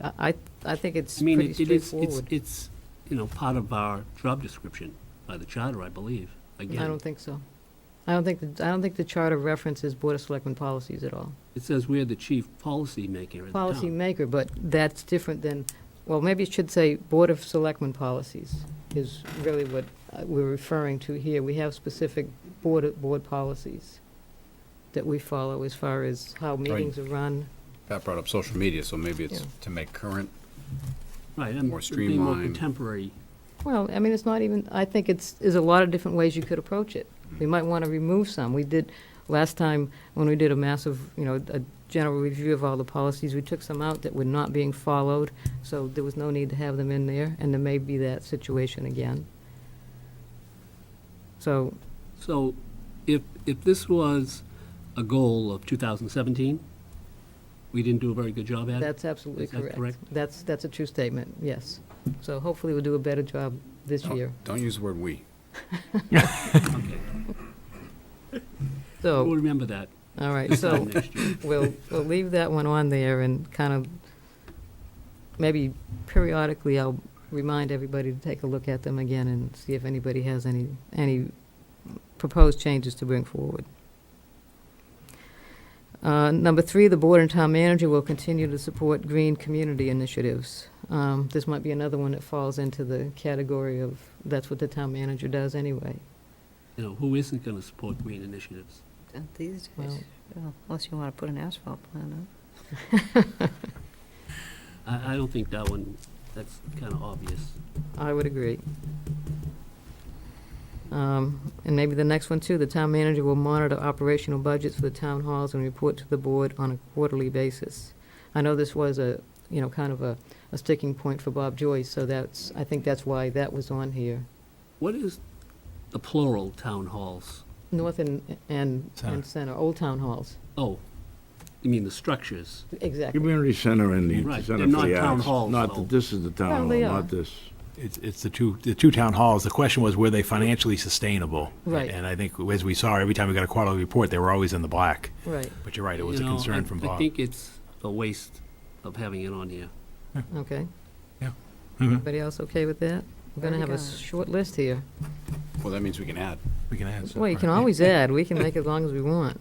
The town manager and community development director will continue to pursue options to attract appropriate businesses to the town in an attempt to reduce the commercial and industrial vacancy rates. This one, again, is probably one that is expected, although, given the recent things that have happened as far as 129, maybe we do want to have additional focus for that. Anybody? I would think that would be one thing that the selectmen could be more involved with both the town manager and From community development, even if it's just at a report at the meeting or whatever. You know what I From mean? my perspective, Whatever. the abstract idea of it is fine. Mhm. The specific language, I hope is modified in the town manager's goals, which should be reflected in what's here. So I would say it's kind of a maybe. The abstract idea is fine, but the language may be redefined. Okay, I'm sure that they welcome anybody, anybody Sure. that can help them bring business to the town, with leads and what have you, but.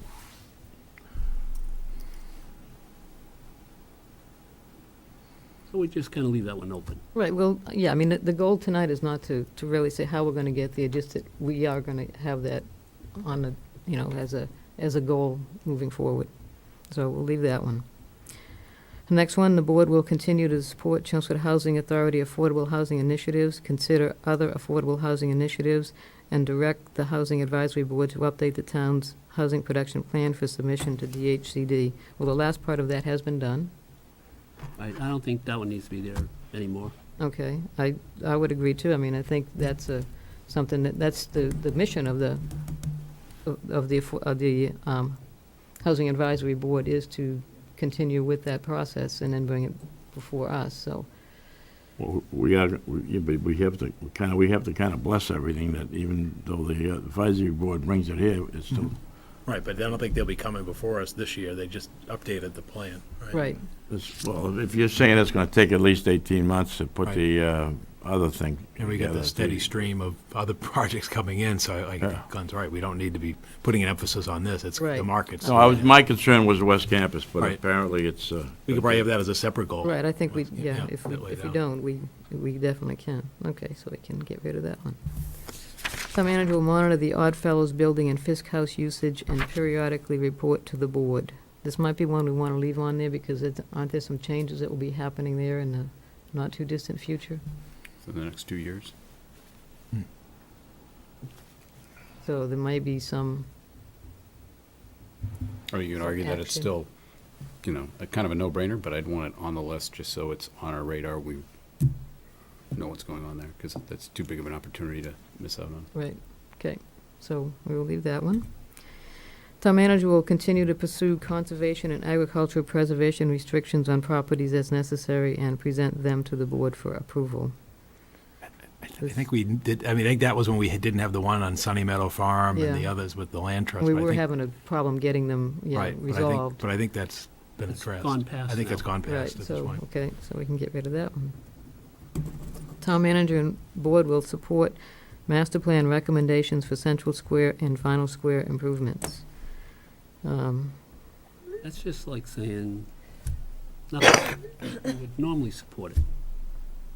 It's not really a goal. It's like, Right. some people think we should and some people think we shouldn't. Any other thoughts on that? I mean, I agree, I don't think it's important that it be on there. Both master plan implementation committees on both Final Square and Central Square seem to be meeting regularly and seem to be pretty active. And I think maybe that was, And doing a good job. yeah, doing a good job, so I'm okay with taking it off if everybody else is. Take it off. All right. Town manager will pursue the sale and/or development of the Katrina Road site. This is one that probably is going to be there for quite a while. Well, we hope not. We hope not. Revised language went over to Mass Development today on an RFP, which, again, assuming their blessing, should get issued within the next 4 to 6 weeks. I mean, we're as close as we've ever come. You remember, we've issued one in the past. Right. And now we, again, similar to what I mentioned earlier, we believe we have a private party interested in the parcel. And so I think this should happen over the summer. But yeah, so I think it's Okay. important, yeah. All right, yeah, I mean, I would. Is I'd that like to- million, I'm sorry, go ahead. You- That 1.3 million, you're trying to get that back on? Exactly, right. Okay. Exactly. And what has gummed it up, quite frankly, is the state is, basically what they're saying is they will only release the 1.3 million if they approve the proposed use of the site. Right. And so So that's. you want to That's what, so we just worked with council to get revised language that has now been presented to Mass Development to see if it's acceptable, and if it is, the RFP will go out. If you have a legitimate buyer, or a Right. prospective buyer, and they're Yep. really serious about it, Yep. with even maybe a depart, whatever, Yep. then you take it to them and they'd probably approve it, is what you're saying. Right, but we have to do, as sort of John described earlier, you got to go through the whole formal procurement process. So that's on there. Procurement process, would that only be for similar, people proposing similar use? No, it's going to be unrestricted. It could be It's unrestricted, but the point of the language is that the 1.3 million will only be released by Mass Development if they approve of the proposed use, and what they're looking for basically is capital investment and job creation. So they're not coming in saying we want it to be used as a skating rink. They're basically saying we're not going to use this if it's going to be used as a solar farm, or it's going to be used as a parking lot. They basically are restricting it to capital investment and job creation. So yes, but it will be unrestricted. We still have somebody interested in doing Yes. that, the original Yes. the idea? Yes. Good. So and we've been updating that party to make sure that they know that we're moving this along. Good. Okay, well, Okay. hopefully then next year we can take that one off. Yes. Okay, town manager will periodically report the status of major projects to the board. Again, I think That's that's an not Kind of what automatic. you do, yeah. Board and town manager will continue to work with Chelmsford Telemedia to digitize the town's history. That's just an ongoing project. It is an ongoing project, and I don't know that either the board or the town manager is that intimately involved with it. It's more Chelmsford Telemedia, right? Right. I that's mean, doing it was a pet project that Janet started when she was on the board. Right. But since then, I've been keeping communication with Pete Padula, and they are progressing with interns. and- Yeah. And he and it's working mentioned well. it during his Exactly. presentation. Yeah, so I think it's fine. I think we can strike We're that. broad, up to date Yeah. on it. Yep. The town manager will continue to explore regionalization and consolidation opportunities with neighboring communities, the school district, and other agencies. It's there Another it's there general every one. year. Hmm? Yeah, That every goes there year. every year. Right, Just general, right. I mean, that's You strike part of it. the job. Part of the Part of the job. job, yeah. I think we can strike it. The board will explore the development of a 5-year strategic plan which includes elements of capital, fiscal, and master plans. I think that was Bob's. This was another, That yeah. was Bob's proposal, and then. Right. Right, And- and then it didn't go anywhere. Didn't get the history, we were gonna get master plans from other towns for some kind of point of reference. Oh, is I that, think it needs to be retired. I would agree, yeah. I mean, we get a 5-year update of our capital and fiscal estimates every year, and master plan as needed. The town manager and board will continue the monitored status of the FEMA grant that addresses the Williamsburg-Merrimack River erosion issue. Well, It I have moves, heard it moves that- at glacial speed, but it has gone through the permitting Is it process. still positive, though? I Yes. heard some negative things recently, and I mean, it's only street things out there, so I Well, don't want to... I talked to Steve, who's Yeah. kind of, is he still here? No, Oh, he he's left. gone. That he indicated it's moving its way along Right. through the permitting process. Corps of There hasn't been Engineers. anything. The Conservation Commission brought up something that said that they can't begin work out there until they provide Yeah, a that's what it was. long-term maintenance plan. Right. I passed that along to the appropriate people since I live at Williamsburg. But, you know, I don't think it needs to be on here. It's just going along. Sad part is that the money's worth so much less every year now, Right. and, you know, because the cost is going up Well, the. probably considerably, and... The person that drafted it, I asked him about that, and he factored in a significant amount of money for inflation. Now, whether or not he covers it or not, I already paid my fair share. But my fair share probably, if I was guessing, will go up. But the project's needed for the welfare of the whole community out there, and What's I the don't think target it date? needs to be on here. Anyone can call 3 years Steve ago. and Yeah, find out 3 the years ago. status. Yeah. What I mean, did is you this say? like I asked what the target date was for completion, but is this like the Oddfellows building important About- enough that it's on the No, list? it's about a 2.5-year project once they start. Like the big dig. Right. Yeah. But We is thought it- we were going to have it started 2 years ago. 2 years ago, right. But does it fall into the same importance as the Oddfellows building? Should we I keep think it it much does. more. I think it does Yeah, for for people them, that live it's there, very sure. I Very agree. important. I would, I think, just yeah, for the sake of keeping it in people's minds, I'd have it on the list. yeah. I would agree, yeah. And being on the next street over from him, I think it's It's important important enough to put on the list. Yeah, because for you could be on the riverbank, you could be on Impact it without is- the right, The yeah. impact is that in in one particular place, the sewer line is 8 feet from the river. Right. If it's breached, you get 450 houses shut down, Right. and rentals prices go up. So I say we just keep it on there, but. Okay. Next one, the board will create an action plan to reduce the number of double utility poles in the community. I don't know that we can do that. I'd scratch that one, I mean, I had enough about double poles. You see all the double poles? Now Verizon. they changed it Now because- they changed it. Verizon's Right. responsible for taking the Yeah. double poles out, and Oh, we National didn't- Grid puts the National Grid poles is in. Responsible the other way. The problem comes from the state legislature, which has repeatedly been asked to put some enforcement into the law. And the last effort under municipal modernization was, well, we'll do a study. We'll deal with it. Yeah, we'll deal So- with it. Before I was elected, you had someone come before the board and ask for a poll on Parkhurst. And they asked, you continued and they went away. Yes, They haven't been back. right. The poll's there. Are you It wasn't sure? a double pole, that wasn't No, a that's double a single pole. pole, That but was the a new double pole pole. is there. Is it weird, but. It's right where they there- said they were gonna put it, right on the corner of, But there was one there before. No, They there were gonna, wasn't. they were gonna move. No, the they one that didn't. was No, there. it was no pole There there. was a long run, and they felt it would be best supported Right. by putting a pole in the middle. but you, is there any way to say, well, if They you're gonna can't, they can't install a pole without a take pole a ride by? permit.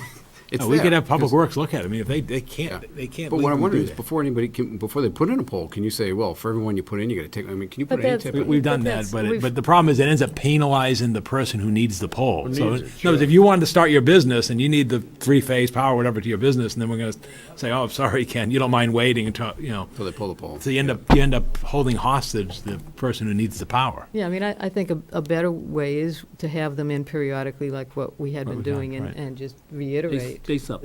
Right, we, and So is that a goal of the board or no? Well, I don't know that it needs to be specifically a goal, because we can't create an We have action them come plan. in, they come in occasionally Right. and give us an update, Yeah, and we can just ask them at that point. right, so. Unless you wanted to drive out to every street in town and write down We every have a double list. pole. and we've done that, We we have have a the list. list. Oh, I might. Yeah, I don't see it in any other town. We have a list. Oh, no, they're there. Just look, It'd be Not unique. Yeah, I bet we have less than a lot of towns. It's crazy. All right. All right, so we remove that one. The board and town manager will begin the process of planning for major capital projects expected to arise in the near term, including school modular buildings and science laboratories, the Chelmsford Forum, and explore potential funding options. We already did all that. Well, except the forum is still kind of an ongoing. Yeah, where that's at is the state inspector general has accepted the appraisal that we had for the forum, and right now with DCAM, they're finalizing the list of investments that we've made, which would be credits off of that. So again, I would say by the fall quarter, You'll have a we should net have a figure. resolution, and because my goal is perhaps to potentially have that for a fall town meeting. So Okay. yes, that is moving So- It'll along. be so- cut in half? Is my guess, you know? Could be. So we'll leave it on, leave the forum part Can we edit on. this? Yeah, so I'll Yeah. edit it just to say forum. The board will actively monitor the progress of the 101 Mill Road Committee and carefully consider the committee's recommendations prior to town meeting. I'd say that's That's done. We probably can remove that based on on actions tonight. The board will consider revisiting a town-owned ambulance proposal. I think we can remove Was that. Bob's. And given what we did at our last Yeah, meeting, we've already, we don't we're need to good look for a at this few again for years. 3 years. That's why I was confused when I said 18. I'm like, wait a minute, what are we doing? The board and town manager will pursue a complete streets program as a smart growth initiative, and And we we've did. adopted that, yeah. We did do that. That's done. Good job. So that's everything we had from last year. We can, if you want, we could start talking about things for this year, or we could save that for our next meeting I and. think that's a good idea. All right, so everybody, for the next meeting, if you bring your thoughts about what to add. Should we send them to you as an email so that you can put them all on a list, and then we can talk it from a list, or what would you like the best way to do it? I don't know that that's necessary. Do you have a long list? No, I don't know what the final list would be, because I don't know what other people would come up with, but if everybody comes up Yeah, I mean, with if everybody 3 to want, 5, if you it would want to do be- that, send them to me, so then we can have them on a list, everybody else can kind of think about It it. seemed to go well when we looking at a list. Yep, okay, all right, Yeah, if so, we have the list beforehand. Yeah, if it's on the agenda, then other people can make comments about it. all right, so if you could get them to me by the end of next week, is that right? Is that the 9th? Friday's the 9th? That's this week. Oh. Oh. 6, 7, 8, Yeah, so I don't right, want so the it's end of next week, so. We have one how more about- meeting in About a June, week that's from it. today, June 12th, if you could get them to me so I can get them on the agenda. That'll give you the weekend. Does that sound good? All right, I didn't hear a no, so. Sounds good, Pat. Fantastic. All right, so now we will go to Selectmen liaison reports and referrals, and we'll start with George tonight. I think all of mine was covered. I was going to talk about tomorrow night's public information session, and I think it's very important for people to show up and give their opinions and listen to other people's opinions and just get involved in a discussion of the West Campus. And again, that's at 7 o'clock tomorrow night at the Senior Center. Okay, thank you. Okay. Ken? Went to a lot of meetings, don't have really much to report. Okay, that's easy. Yep. Laura? I don't think I have anything new to report tonight. Okay. Go on. No. Okay. I just have a couple of things. First of all, I want to congratulate all the graduates from Chelmsford High School last Saturday. Laura and I were at the graduation. It was a great event, a lot of happy folks, students and parents. So congratulations to all the graduates. Also, congratulations to Med Express, who just opened on Chelmsford Street, the walk-in clinic. They had their ribbon cutting last week, and it's a nice facility, so hopefully they will do well. And congratulations also to Tequila Mexican Restaurant up in Vinyl Square. They had a ribbon cutting last week also. They've been open for a while, but they formally had their ribbon cutting, and again, we wish them a lot of success. Did you rate their food, Pat? I don't know if I should really do that. But Oh. it was very I good. can say that their parking lot that used to be empty behind that structure is now full a lot. It used to be nobody was there. Yeah, it was definitely, people have good things to say about it, and it does seem to be patronized very well, so good for them. I'll rate them 8.5 Okay. out of 10. Are you And- the Phantom, Animal gourmet. Phantom I gourmet. eat out a lot, so. Okay, all right, this is my referrals, in. folks. I get to speak. And just one other thing, the Friends of the Library, we're having couple book drops this month on June 10th and June 24th from 9 a.m. to 12 p.m. At the gym behind town offices. So bring all your used books or even new books if you won't be using them, so the Friends of the Library can add them to their sale. Any press questions? Apparently not. Okay, so we do have a need for an executive session this evening. Do we have a motion?